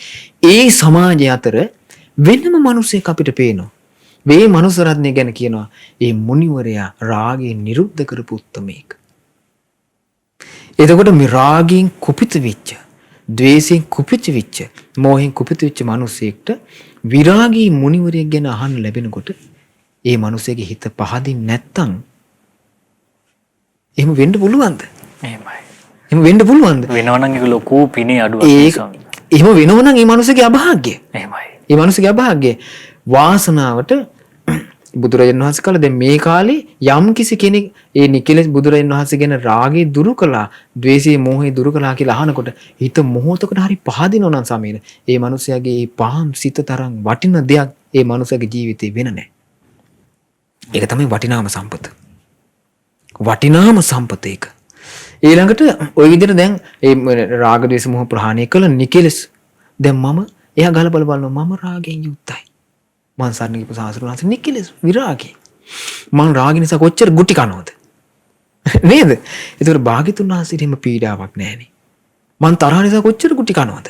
පීඩාවෙන් ඉන්න. අනේ මගේ සාසුරුනාසට එහෙම නැහැනේ. කියන්නේ මෙයා තමන්ගේ ජීවිතේට ගලපනවා, බාහිර සමාජ ගලප සාසුරුනාසට පහදිනවා. ඊට පස්සේ මේ මගේ බුදුරජාන් වහන්සේ සම්මා සම්බුද්ධෝ. දැන් මම තාම මේ සතර පායේ නිදහස් වෙච්ච කෙනෙක් නෙමෙයි. භාග්‍යතුන් වහන්සේ වදාළ සතර පායේ නිදහස් වෙන්න නම් දුක අවබෝධ කරගන්න කියලා. සමුදය ප්‍රහාණය කරන්න කියලා. නිරෝධය සාක්ෂාත් කරන්න කියලා. මාර්ගය වඩන්න කියලා. අනේ මේ කරුණු හතරම භාග්‍යතුන් වහන්සේ කිසිම ගුරුවරයෙක්ගේ මාර්ග උපදේශකී මේ මාර්ගය ඒ වගේම උපදේශකත්වයක් ඒ වගේම අවවාද අනුශාසනාවකින් තොරව ස්වයංභූ ඥාණයෙන් අවබෝධ කළානේ මගේ සාසුන. මේ විදිහට මෙයා කල්පනා කර අර බුදුරජාණන් වහන්සේ සාසුන වහන්සේ විසින් වදාළ ක්‍රමයටම හිත පහදව ගන්නවා. එහෙමයි. ඊළඟට බුදුරජාණන් වහන්සේ දේශනා කරනවා විද්‍යාචරණ සම්පන්නෝ. දැන් සාමාන්‍යයෙන් ගත්තම ලෝකයේ කික විද්‍යාවල් තියෙනවනේ. දැන් අපි ගත්තොත් මේ කාලේ අර මාළමවණේව තිබුණා. ඔය ඉන්දියාවෙම තියෙන තාමත් තියෙන ඉන්දියාවෙම. පොඩ අලු චුට්ටම්ම වුණා මිනිස්සු විස්මයටපත් කරනවා. එතන මේ වගේ ලෝකේ නිකන් අර ඒ කාලේ අපි අහලා තියෙන සායි බබා වගේ අය එහෙම හිටියේ ඒ කාලේ. ඒ මහා විද්‍යාකාරී හැටියට තමයි ලෝකෙ ප්‍රකට වුනේ. ඉතින් මිනිස්සු හොඳටම ඉතින් ඒවෙන් මේ ගුටි කෑවා. මැජිසියන්ස්. ඔව් මැජිසියන්ස්ලා ඉන්නේ. ඒක හරියට මිනිස්සු රවට්ටන්න ඕනේ. මේ අසත්‍ය සත්‍ය කියලා පෙන්නනවා. එතකොට බුදුරජාණන් වහන්සේගේ විද්‍යාව එහෙමව නෙවෙයි. භාග්‍යතුන් වහන්සේ මුලින්ම විද්‍යාව තුනක් උපන්නා. පළවෙනි විද්‍යාව තමයි පුබ්බේ නිවාසානුස්සති ඥානෙ. මේ විද්‍යාව බුදුරජාණන් වහන්සේ උපදව ගන්න සමීර අසංකීය 4කුත් කල්ප ලක්ෂයක් පෙරම් පිරුවා. එතකොට මේ විද්‍යාව අනාර්ය විද්‍යාවක් නෙමෙයි. මිනිසු මරලා රවට්ටලා වංචා කළා ඊටසේ මේ හොරා කාලා මෙහෙම එකක් නෙමෙයි. මේ විද්‍යාව උපදව ගත්තේ මේ සංසාරයේ අසංකීය 4 කල්පලක්ෂයක් දසපාරමිතා දස උපපාරමිතා දස පරමත්ත පාරමිතා කියන මේ දාන සීල ත්‍යාග ප්‍රඥා මේ ආදී මහා බල සම්පන්න ගුණ වලින් තමයි පුබ්බේ නිවාස ඥානෙ උපදවගත්තේ. ඊට පස්සේ චතුූපපාත ඥානෙ ඊට පස්සේ ආසවක්ඛ්‍ය මේ තමයි ප්‍රථම විද්‍යාව තුන. එහෙමයි. ඒතර මේ විද්‍යාව තුන ඊට පස්සේ අපි අහලා තියෙනවා දස බල ඥාන සිය විසරද ඥාන ෂඩ සාධාරණ ඥාන ඊට පස්සේ මේ ආසවක් මේ ඊට පස්සේ දිබ්බ සෝත ඥානෙ දිබ්බ චක්ඛු ඥානෙ ඊට පස්සේ ඉන්ද්‍රිය පරියත් ඥානෙ ඊට පස්සේ ආසයානුසේ ඥානෙ මේ ඊර්ධි ප්‍රාතිහාරය මේ විද්‍යාව මෙවුවා මේවත් එක තමයි සාසුරුණාස ජීවිතය ගත කළේ සමීර. ඔන්න මේ ශ්‍රාවකයා මේ කල්යාණ මිත්‍ර ආශ්‍රයෙන් මේවා එහෙම නැත්නම් මේ ධර්මයේ කියවීමෙන් මේවා ටික ඉගෙන ගන්නවා. ඉගෙන ගන්න මේ ගුණයක් ගානේ එයාගේ හිත එයාගේ ප්‍රමාණයට පහදිනවා. එයාගේ හිතේ ප්‍රමාණයට තමයි පහදින්නේ. එහෙමයි. සමහරට දැන් අර ආච්චි අම්මට ලොකු දෙයක් කරන්න පුළුවන් වුණාද? කරන්න බැරුව ආච්චි අම්ම මේව ශ්‍රීපාදයේ ඉඳලා භාග්‍යවතුන් වහන්සේ සිරස දක්වා බැලුවා. සිරසේ ඉඳලා ශ්‍රීපාදයේ දක්වා බැලුවා ඔච්චරයි. නිදා පිවිදේ වගේ මත්තේ දෙවියන් අතර උපන්නා. රූපකායට පැහැදිලා හැබැයි පිටිපස්සෙන් එහෙනම් මොගලන් මහරහතන් මේ ඉන්නේ තුන් ලෝකෙම මුනිවරයා නිකලස් ආන්ගේ වචනේ ඇති. අරහත්ත්වය ගැන ප්‍රකාශ කරලා. ඒකට පහදිනවා. ඒ ওই විදිහට පහදින සුගතෝ. ඊටසේ භාග්‍යතුන් වහන්සේ සාමාන්‍ය මේ ලෝකේ දැන් අපි ගත්තොත් එimhe මේ ලෝකේ අපි කිමු එවරස් නගින්න කෙනෙක් ඉන්නවා. එයා ලෝකේ টොප් එකටම ගියා කියලා ඔන්න එයා ලෝකේ මේ සාමාන්‍ය ඉහළටම ගිය කෙනා කියලා මේ ලෝකේ සාමාන්‍ය දිනාගෙන ඉන්නවා. නේද? එතකොට එයාත් යම් කිසි මාර්ගයක ගිහිල්ලා ඉහළට ගිහලා. ඒත් මේ වගේ ලෝකේ එක එක ප්‍රතිපදාවල් එක මාර්ග මිනිසයාගේ දියුණුව වෙනුවෙන් ඊට පස්සේ එයාගේ පැවැත්ම වෙනුවෙන් පනවාගෙන තියෙනනේ. මේ අතරේ බුදුරජාණන් වහන්සේ තමයි නිර්මල වූ මේ පිරිසිදු මාර්ග ප්‍රතිපදාවේ ගමන් කළේ ආරියෂ්ඨාංග මාර්ගය. එහෙමයි. සීල සමාධි ප්‍රඥාවලින් යුක්ත ඊළඟ නිවනට වැඩියා. ඔන්න හිත පහදව ගන්නවා. ඊළඟට ඒ භාග්‍යතුන් වහන්සේ ලෝක විදු මේ සතර අපාය ඊට පස්සේ මනුස්ස ලෝකයේ දිව්‍ය ලෝක බ්‍රහ්ම ලෝක දසදහසක් ලෝක ධාතු මේ ඊට පස්සේ අර විස්තර තියෙනවා සමීර ලෝක ගැන විග්‍රහයේදී ආනන්ද ස්වාමීන් වහන්සේගේ හිත පහදින දැනක් තියෙනවා භාග්‍යතුන් වහන්සේ මේ ද්විසහසි මහසහසි කියලා අමුතුම ලෝක විග්‍රහයක් කරන සමීර. ඒතර මේ ලෝක විග්‍රහයේ කෙරෙහි මේ ආනන්ද ස්වාමීන්ගේ හිත හරියට පහදිනවා. ඒ කියන්නේ භාග්‍යතුන් වහන්සේට සීමාවක් නැහැ. මේ ලෝක පිළිබඳ තියෙන අවබෝධය මේ බාහිර මේ පෘථිවි මණ්ඩල පිළිබඳ තියෙන අවබෝධය. ඒ වගේම ලෝකය කියන මේ ශරීරෙට. මේ බඹ පමණ උසදික ශරීරෙට ලෝකය කියන සමීර මේ ඒ විදිහට විග්‍රහ කරනවා. ඒතකොට මේක කෙරෙහි බුදුරජාණන් වහන්සේ පරිපූර්ණ අවබෝධයෙන් යුක්තයි. මෙන්න මේ අවබෝධයෙන් යුක්ත බුදුරජාණන් වහන්සේට කියන ලෝකවිදු. අවබෝධ කළ ඊතරට වැඩියා. ඊට පස්සේ අනුත්තර පුරුෂ ධම්මසාරති සත්තා දේව මනුස්සාන බුද්ධ භගවන් මෙන්න මේ විදිහට මේ පිළිවෙලට ඔන ශ්‍රාවකෙක් බුදුරජාන් වහන්සේ කෙරෙහි සිත පහදව ගන්නවා. එහෙමයි. හිත පහදව ගත්තට පස්සේ අපි කියමු එයාට ඔය අසරණ කියපු සාසුරු වහන්සේ මේ වගේ කෙනෙක්. මෙන්න මේ වගේ අඩුපාඩු තිබුණා. මේ වගේ දොස් සහිතයි කියලා අපි කියවනවා කියලා. එයාගේ හිත අපහදිද? අපහදින ක්‍රමයක් නැහැ. ඒ ක්‍රමයක් නැත්තේ එයා පහදින්න ඕනේ පිළිවෙලට පැහැදිලා. මොකක්ද පහදින්න ඕනේ පිළිවෙල? බුදුරජාණන් වහන්සේ දේශනා කරනවා මේ සද්දෝ හෝති සද්ධාති තථාගතස බෝධි ශ්‍රද්ධාවෙන් යුක්තයි තථාගතයන් වහන්සේගේ අවබෝධය කෙරේ මොකක්ද අවබෝධය ඉතිපිසෝ භගවරන් සම්මත. ඔය විදිහට පැහැදුනොත් තමයි ආන් එයාට පළවෙනි සරණ සීලෙ පිහිටන්නේ. සාසුරුණාසේ කෙරේ පැහැදීම පිහිටනවා. එහෙමයි. ඔය විදිහට පැහැදීමෙන් ඇති කරගන්න බැරුව ගියොත් හැමතිස්සෙම බුදුරණන් වහන්සේ දේශනා කරන එයාට තියෙන්නේ ඡල. හැමතිස්සෙම සිල් වෙනවා. පරණලේ වගේ කියනවා. ලෝකේ පරණදල් දකින්න ලැබෙනවා බොහෝ විට. ඒතකොට අපි තේරුම් ගන්න ඕනේ මොකද කියන්න යන්න හොඳ නෑ අපි. නමුත් අපි තේරුම් ගන්න ඕනේ මෙයා තාම සාසුරු වහන්සේ ගැන හරියට දැන කියාගත්තු ඉගෙන ගියත් නෙමෙයි කියලා. ওই විදිහට සමීර ඉගෙන ගත්තොත් එහෙම බුදුරජාණන් වහන්සේ ගැන අන්න යාට සාසුරු වහන්සේ ගැන යම් කිසි ප්‍රමාණයකට පළවෙනි සරණ සීලය ගැන ඉගෙන ගන්න ලැබෙනවා. අපේ ස්වාමීන් වහන්සේ අපිට පැහැදිලි කරලා දෙන්නේ මේ සිල්පදයේ සමාදන් වෙමි කියන වැඩසටහනෙන් අපි කොහොමද මේ භාග්‍යතුන් වහන්සේ ගැන මේ කරුණු දැනගෙන පහදින්නේ කියන කාරණේ. දැන් වර්තමානයේ තුල කරුණු නොදැන එකපාරටම මේ බුද්ධ ශාසනයට ඇතුල් වෙලා ටික දවසක් ගියාට පස්සේ බුද්ධ ශාසනයේ තියෙන බුද්ධ රත්නයට ධර්ම රත්නයට සංඝ රත්නයට අපහාස කරලා එහෙම නැත්නම් මොකක් හරි වෙන පටලවිල්ලක් හොයාගන්න කාලයක් නේ අපේ ස්වාමීන් වහන්සේ. දැන් මම දැක්ක පහුගිය දවසක මේ යම් දේශකයෙක් කියනවා ස්වාමීන් වහන්සේ මේ බුදුරජාණන් වහන්සේගේ ධර්මය ආමන්ත්‍රණය කරන්නේ හැම වෙලෙම හිතට ආමන්ත්‍රණය කරන ධර්මයක්. එතකොට මේ සිල්පද අපි වාචසික වචනයෙන් කියන්නේ. අපේ ස්වාමීන් වහන්සේ සිල්පදයේ මේ සරණ කියන එක විශේෂයෙන් සරණ කියන එක අපිට වාචසිකව බුද්ධං සරණං ගච්ඡාමි ධම්මං සරණං ගච්ඡාමි සංඝං සරණං ගච්ඡාමි කියලා එහෙම අපි වාචසිකව කියන එකද නිවැරදි නැත්නම් ඒක කොහොමද අපි ඒක නිවැරදි කරගන්න ඕනේ? සමීර ඒකෙදී අපිට දැන් වාචසිකව කියන එක දැන් අපි වචනයෙන් තමයි මේක මුලින්ම මේ ප්‍රකාශය අපි මුලින් පිට වෙන්නේ. එතකොට අපි සරණ යනවා කියලා මේ සරණ යන්නේ එහෙමනේ. එතකොට දැන් අපි ගත්තොත් මුල් කාලේ සමීර බුද්ධ ශාසනේ මේ ඔය උපසම්පදාව මේ මුල්ම කාලේ තිබුණේ සමීර මේ තිසරණේ පිහිටීම තමයි උපසම්පදාව. බුද්ධං සරණං ගච්ඡාමි ධම්මං සරණං ගච්ඡාමි සංඝං සරණං ගච්ඡාමි ဒ ුතියම්පි තතියම්පි මේ සරණ සීලයමයි සීලය උනේ. මේ ප්‍රාථමික සංවර සීලය උනේ. ඒක නිසා ඒ කාලේ සිල්පද පැනවීමක් තිබිලා නැහැ. එතකොට මං කිව්වේ සිල්පද පැනවීම පටන් ගන්නේ අවුරුදු 20කට පස්සේ. එහෙමයි. එතකොට ඒකට සාසුරු වහන්සේ නම හේතු රහිත ඒකට හේතුව සමීර සාරිපුත්ත මහරහතන් වහන්සේ මට මතක හැටියට භාග්‍යතුන් වහන්සේ ළඟට වැඩලා මේ කියා ඉන්නවා ස්වාමීනි භාග්‍යතුන් වහන්සේ මේ සාරිපුත්ත මහරහතන් වහන්සේ ආනන්ද ස්වාමීන් වහන්සේ මට හරියට මතක නෑ මේ භාග්‍යතුන් වහන්සේ මේ අනිත් බුද්ධ ශාසනවල මේ අපි අහලා තියෙනවා මෙහෙම ශික්ෂාපද පැනෙවුවා කියලා. නමුත් මේ දීර්ඝායස තියෙන බුද්ධ ශාසනවල නෙමේ ඒ ශාසනවල මේ දීර්ඝායස තියෙන ශාසනවල මෙන්න මේ විදිහට මේ අර ගාථා තුන මොකද අපි කියන්නේ මේ අර කාන්ති පරමන් තපෝති තික්කා නිබ්බාන පරම මදන්ති පුද්දා මේ ඔන්න ඔය ගාථා තුන. එතකොට මේ විදිහට මේ ශික්ෂාපද පැනේ මේ ධර්ම දේශනා කරා කියලා. නමුත් මේ මහා භද්‍ර කල්පේ භාග්‍යතුන් වහන්සේ කකුසඳ කෝණාගමන කාශ්‍යප භාග්‍යතුන් වහන්සේලා එම ශික්ෂාපද පැනෙව කියලා. නමුත් භාග්‍යතුන් වහන්සේ මේ අපේ භාග්‍යතුන් වහන්සේ තාම එහෙම ශික්ෂාපදයක් මේ මුකුත් එහෙම පනවල නැහැනේ කියලා.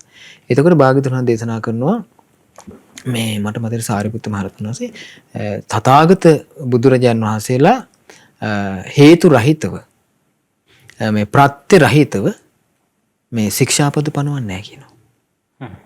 හේතු රහිතව. ඒතකොට හේතු ඇතිකල්ලි හේතු ප්‍රත්‍ය සහිතව කියනවා මේ ශික්ෂාපද පනවන්නේ. ඒක කොච්චර සත්‍යයක්ද කියන්නේ මේ මුලැමැදාග සත්‍ය තථාගතයන් වහන්සේගේ මේ බුදුරජාණන් වහන්සේ දේශනා කරනවා මේ හරිම ලස්සන වචන හතරක්. සමීර අභිඤ්ඤාහං වූ බික්කවේ ධම්මං දේශිස්සාමි නෝ අනභිඤ්ඤාය. මහණෙනි මම මේ ධර්මයේ දේශනා කරන්නේ මේ විශිෂ්ට ඥානයෙන් යුක්තවයි විශිෂ්ට ඥානයෙන් තොරව නෙමෙයි කියනවා. කියන්නේ පරිපූර්ණව අත්ඹුලක්සේ අවබෝධ කළා තමයි භාග්‍යතුන් වහන්සේ මේක අපිට දේශනා කරන්නේ. ආයේ ඉස්පිල්ල පාපිල්ල මේක අවබෝධ වුණේ නැහැ කියලා කියන්න දෙයක් නැහැ සමීර. පරිපූර්ණයි. නෝ අනභිඥාන විශිෂ්ට ඥානෙන් තොරව අවබෝධ කරපයක් නෙවෙයි කියන. සප්පාටිහාරයය යමෝ බික්කවේ ධම්මං දේශිසාමි නෝ අප්පාටිහාරයය. මම මේ ධර්මයේ දේශනා කරන්නේ මහණෙනි ප්‍රාතිහාර්ය සහිතව කියනවා. දැන් ප්‍රාතිහාර්ය තුනක් තියෙනවා. ඊට ප්‍රාතිහාර්ය ඊට පස්සේ ආදේශනා ප්‍රාතිහාර්ය අනුශාසන. මේ ධර්මයේ දේශනා කරන එක තමයි භාග්‍යතුන් වහන්සේ වැඩිපුරම කළේ. ඒකට කියන්නේ අනුශාසනී ප්‍රාතිහාර්ය. ප්‍රාතිහාර්ය රහිතව නේ කියන ධර්මයේ දේශනා කරන්නේ. සනිදානං වූ බික්කවේ ධම්මං දේශිසාමි නෝ අනිදානං. මහණෙනි හේතු සහිතවම කියන තථාගතයන් වහන්සේ ධර්මයේ දේශනා කරන්නේ ශික්ෂාපද පනවන්නේ හේතු රහිතව නෙවෙයි කියනවා. එතකොට බුදුරජාණන් වහන්සේලා මේ සමීර මේ නිකරුණේ මේ අපි වගේ සාමාන්‍ය ලෝකෙ මිනිස්සු වචන මේ හලනවා වගේ එහෙම කතා කිරිල්ලක් නැහැ. වචනයක් පිට වෙනවද බුදුරජාණන් වහන්සේගේ සිරිමෝමල්ලේ? ඒ හැම වචනයකටම පාවිච්චි කරන වචනේ තමයි ධර්මය. හැම වචනයකටම පාවිච්චි කරන ධර්මය කියලා. ඒ හැම වචනයක්ම අපිට සරණ බවට පත් වෙනවා. ඒ සමස්ත සිරිමෝමල්ලෙන් පිරිච්ච හැම වචනයක්ම තමයි අපි ධම්ම සරණ ගච්ඡාමි කියලා සරණ යන්නේ. එතකොට මේකෙදි අපි තේරුම් අපි දැන් අපි සරණ සීලයේ හැටියට අපි ශාස්ත්‍රුන් වහන්සේ ගැනත් ඉගෙන ගත්තනේ.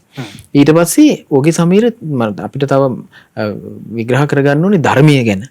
ඊට පස්සේ මේ ධර්මයේදීත් අපි තේරුම් ගන්න ඕනේ බුද්ධ දේශනාවට අනුවමයි සමීර. භාග්‍යතුන් වහන්සේගේ වචනේට පිටින් නම් ධර්මයේ ඉගෙන ගත්තා කියලා මේ පැටලවිල්ලක් මිසක් මේ මොකද ඔකට හොඳම උදාහරණය තමයි අර එනවා මේ එක භාග්‍යතුන් වහන්සේ වැඩ ඉන කාලේ මේ අන්‍යාගමික අයට සමීර මේ ලාභ සත්කාර කීර්ති ප්‍රශංසා අඩු වෙනවා. අඩු වෙනකොට ඒ අතර එක්කෙනෙක් මොකද කරන්නේ මේක හරියන්නේ අපිට දැන් ඔක්කොම පිරිහිලා එනවා. අපි ඉක්මනට කරන්න ඕනේ මේ විදිහට මේ ධර්මයේ හොරකම් කරගෙන ඇවිල්ලා මේක කිව්වොත් එimhe අපිටත් මේව උපදව ගන්න පුළුවන් කියලා. ධර්මයේ හොරකම් කරන අදහසින් පැවිදි වෙනවා. ඊට පස්සේ ඉගෙන ගන්නවා අහනවා ඊට පස්සේ රහතන් වහන්සේ ඇවිල්ලා බුදුරජාණන් වහන්සේ ළඟට මේ අරහත් ප්‍රකාශ කරනවා ඊට පස්සේ පඤ්ඤාය මුත රහතන් වහන්සේලා කියනවා ඊට පස්සේ උපතෝභාගී මුත රහතන් වහන්සේ මේ එක මෙයාට දැන් ඇහෙනවා මේ ආන් දැන් මෙයාත් භික්ෂුවා ඇවිල්ලා තියෙන මොකේද හොරකම් කරන්න ඊට පස්සේ බුදුරජාණන් වහන්සේ මේ මෙයාව ලස්සනට දමනය කළා අරහත්ත්වයට පත් කරනවා විදියට ධර්මයේ දේශනා කරනවා එයා නිකලෙස් වෙනවා නිකලෙස් වුණාට පස්සේ බුදුරජාණන් වහන්සේ කියනවා ඔයා මේ දැන් ඉරිදි ප්‍රාතිහාර්ය පානවද අනේ නෑ මේ ලස්සන විග්‍රහ කරනවා. ඒතකොට මේ ධර්මයේ අපි දැන් එයා ආවේ සොරකම් කරන්න. එයාගේ සොරසිත තියෙන තාක්කල් ධර්මයේ පිහිටියේ නැහැ. ධර්මයේ පිහිටියේ නැහැ. හැබැයි සාසුරුන් වහන්සේ දන්නවා මේ ආවේ මොකේද කියලා. භාග්‍යතුන් ලස්සනට මෙයා දමනය කළා.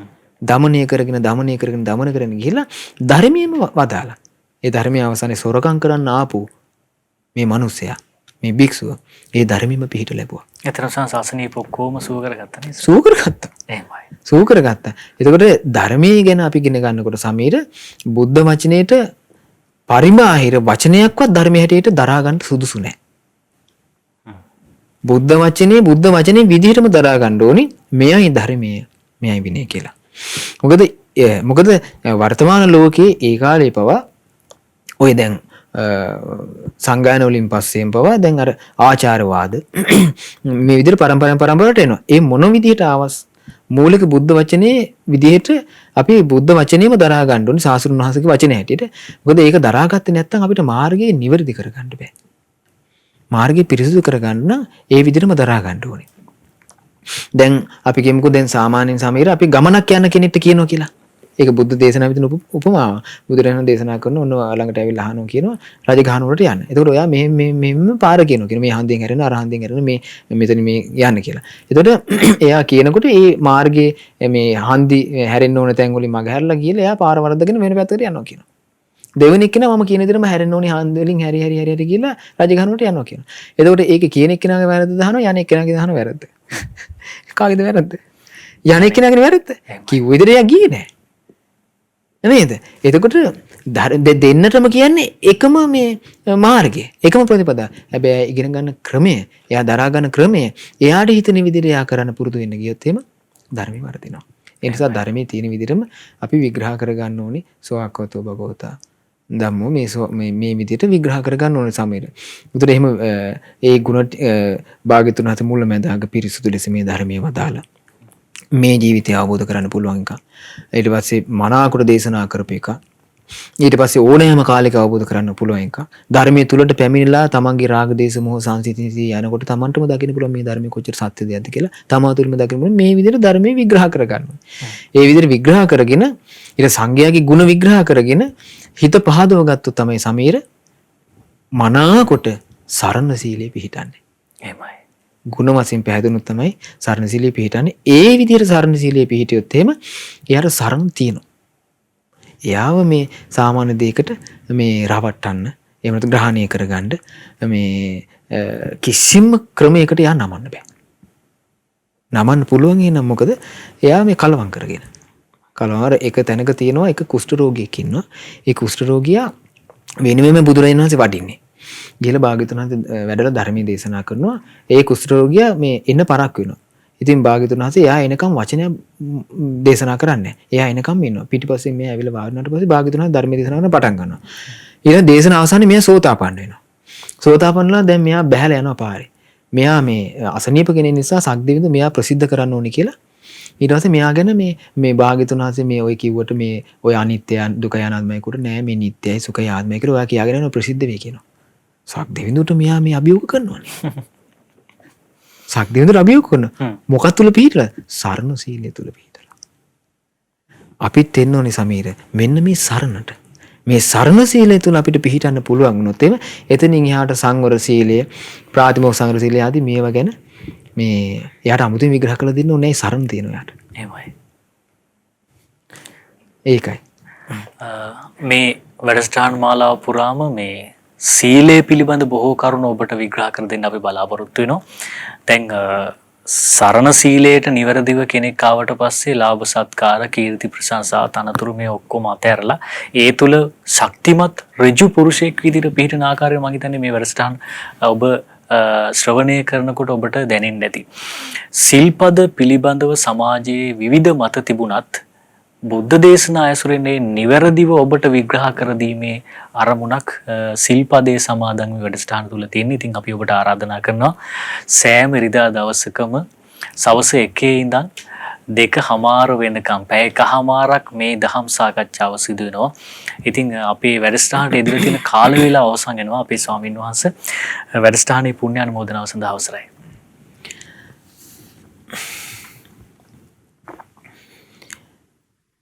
පුණ්‍ය අනුමෝදනාව අද දින සිල්පදේ සමාදන් වෙමි සික්ඛාපදං සමාදියාමි දහම් පිළිසඳර සඳහා අනුග්‍රහය දරන්නේ ඕස්ට්‍රේලියාවේ පදිංචි පින්වත් සමිත් ඒකනායක මහත්මයා විසින්. ඉතින් ඇත්තටම අද අපි මේ ධර්ම සාකච්ඡාව සිද්ධ කරලා ශික්ෂාපදේ සමාදන් වෙමි කියන ධර්ම සාකච්ඡාව සිද්ධ කිරීමෙන් රැස් කළ පිනත් ඒ වගේම ඔබ මේ ධර්ම සාකච්ඡාවට ශ්‍රවණය කළා රැස් කළ පින අපි මුලින්ම අනුමෝදන් කරමු සියලු දෙවියන්ට. සියලු දෙවියෝ මේ පින් අනුමෝදන් වෙත්වා.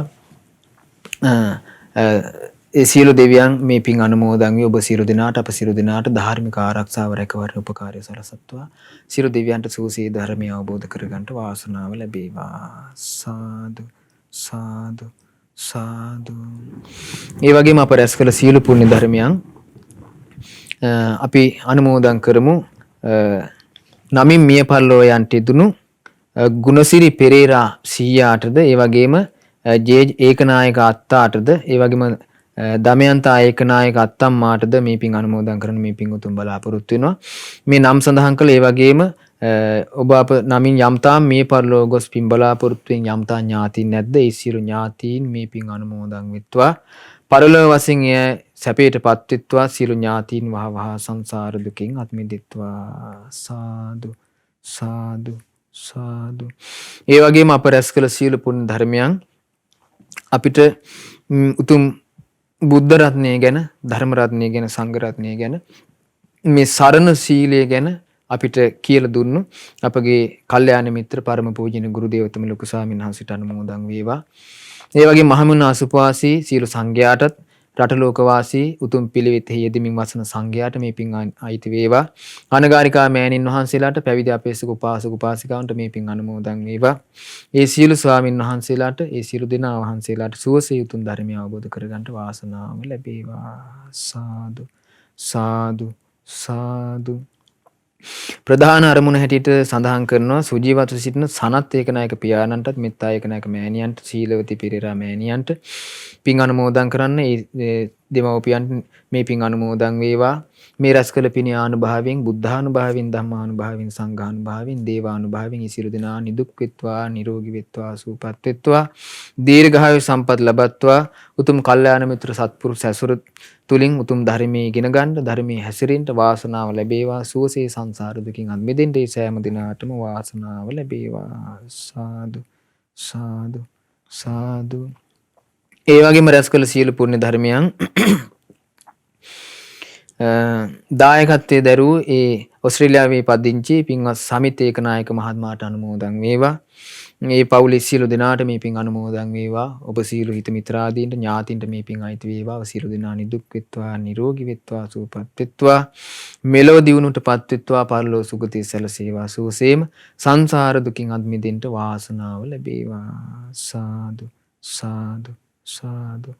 ඒ වගේම රැස් කළ සියලු පුණ්‍ය ධර්මයන් ශ්‍රද්ධා කාර්ය මණ්ඩලයේ සියලු දෙනාට අනුමෝදන් වේවා. ශ්‍රද්ධා මාසික ධර්ම දාන සමාජිකත්වයේ දරන සියලු දෙනාට අනුමෝදන් වේවා.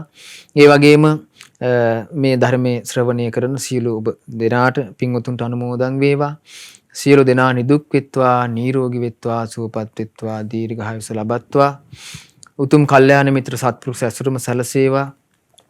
උතුම් සරණ සීලයේ පිහිටා ඒ වගේම උතුම් ගුණධර්ම දියුණු කරගන්නට ලැබේවා. අප සියලු දෙනාට සුවසේ උතුම් චතුරාර්ය සත්‍ය ධර්මයේ අවබෝධ කරගන්නට වාසනාව ලැබේවා. සාදු සාදු සාදු. සියලු දෙනාටම තෙරුවන් සරණයි. නමෝ බුද්ධාය. අපේ ජීවිතයේ සිල් ගුණදම් වඩාගෙන ගුණධර්ම දියුණු කරගෙන ශක්තිමත් අඩිතාලමක් වගේ මේ උතුම් සීලේ මත පිහිටා මේ සියලු ගුණධර්ම දියුණු කරගන්න අපිට සීලය පිළිබඳව අද දවසේ කරුණු පැහැදිලි කර දුන්න අපේ පින්වත් ස්වාමින් වහන්සේටත් අප පුණ්‍යානුමෝදනා කරමු. පින්වත් ස්වාමින් වහන්සේ නිදුක් වේවා, නිරෝගී වේවා, සුවපත් වේවා. සුවසේ උතුම් ධර්මාභෝධය ලබත්වා. සාදු සාදු සාදු. අද දවසේ සිල්පදයේ සමාදන් වෙමි ධම් සාකච්ඡාව වෙනුවෙන් අද පළවෙනි වැඩසටහන වෙනුවෙන් විකාශන අනුග්‍රහය දරුවේ ඕස්ට්‍රේලියාවේ පදිංචි පින්වත් සමිත් ඒකනායක මහතා තමයි අද දවසේ පළමු වැඩසටහන වෙනුවෙන් විකාශන අනුග්‍රහය දරුවේ. ඉතින් ඔබටත් පුළුවන් සිල්පදයේ සමාදන් වෙමි සික්ඛාපදං සමාදියාමි වැඩසටහන වෙනුවෙන් ධම් සාකච්ඡාව වෙනුවෙන් විකාශන අනුග්‍රහය දරන්න 071 232 88 87 කියන දුරකථන අංකය අමතලා දායකත්ව වශයෙන් ඔබට පුළුවන් වැඩිදුර තොරතුරු ලබා ගන්න. අපි ඔබට මෙත් සිතින් ආරාධනා කරනවා ලබන සතියේ ඉරිදා දවසේ එකට සිල්පදයේ සමාදන් වෙමි. උතුම් සිල් ගුණදම් වඩා ගන්න, සීලේ අර්ථය දැනගන්න සික්ඛාපදං සමාදියාමි. සිල්පදයේ සමාදන් වෙමි වැඩසටහනත් එක්ක එකතු වෙන්නට කියලා. තෙරුවන් සරණයි ඔබට.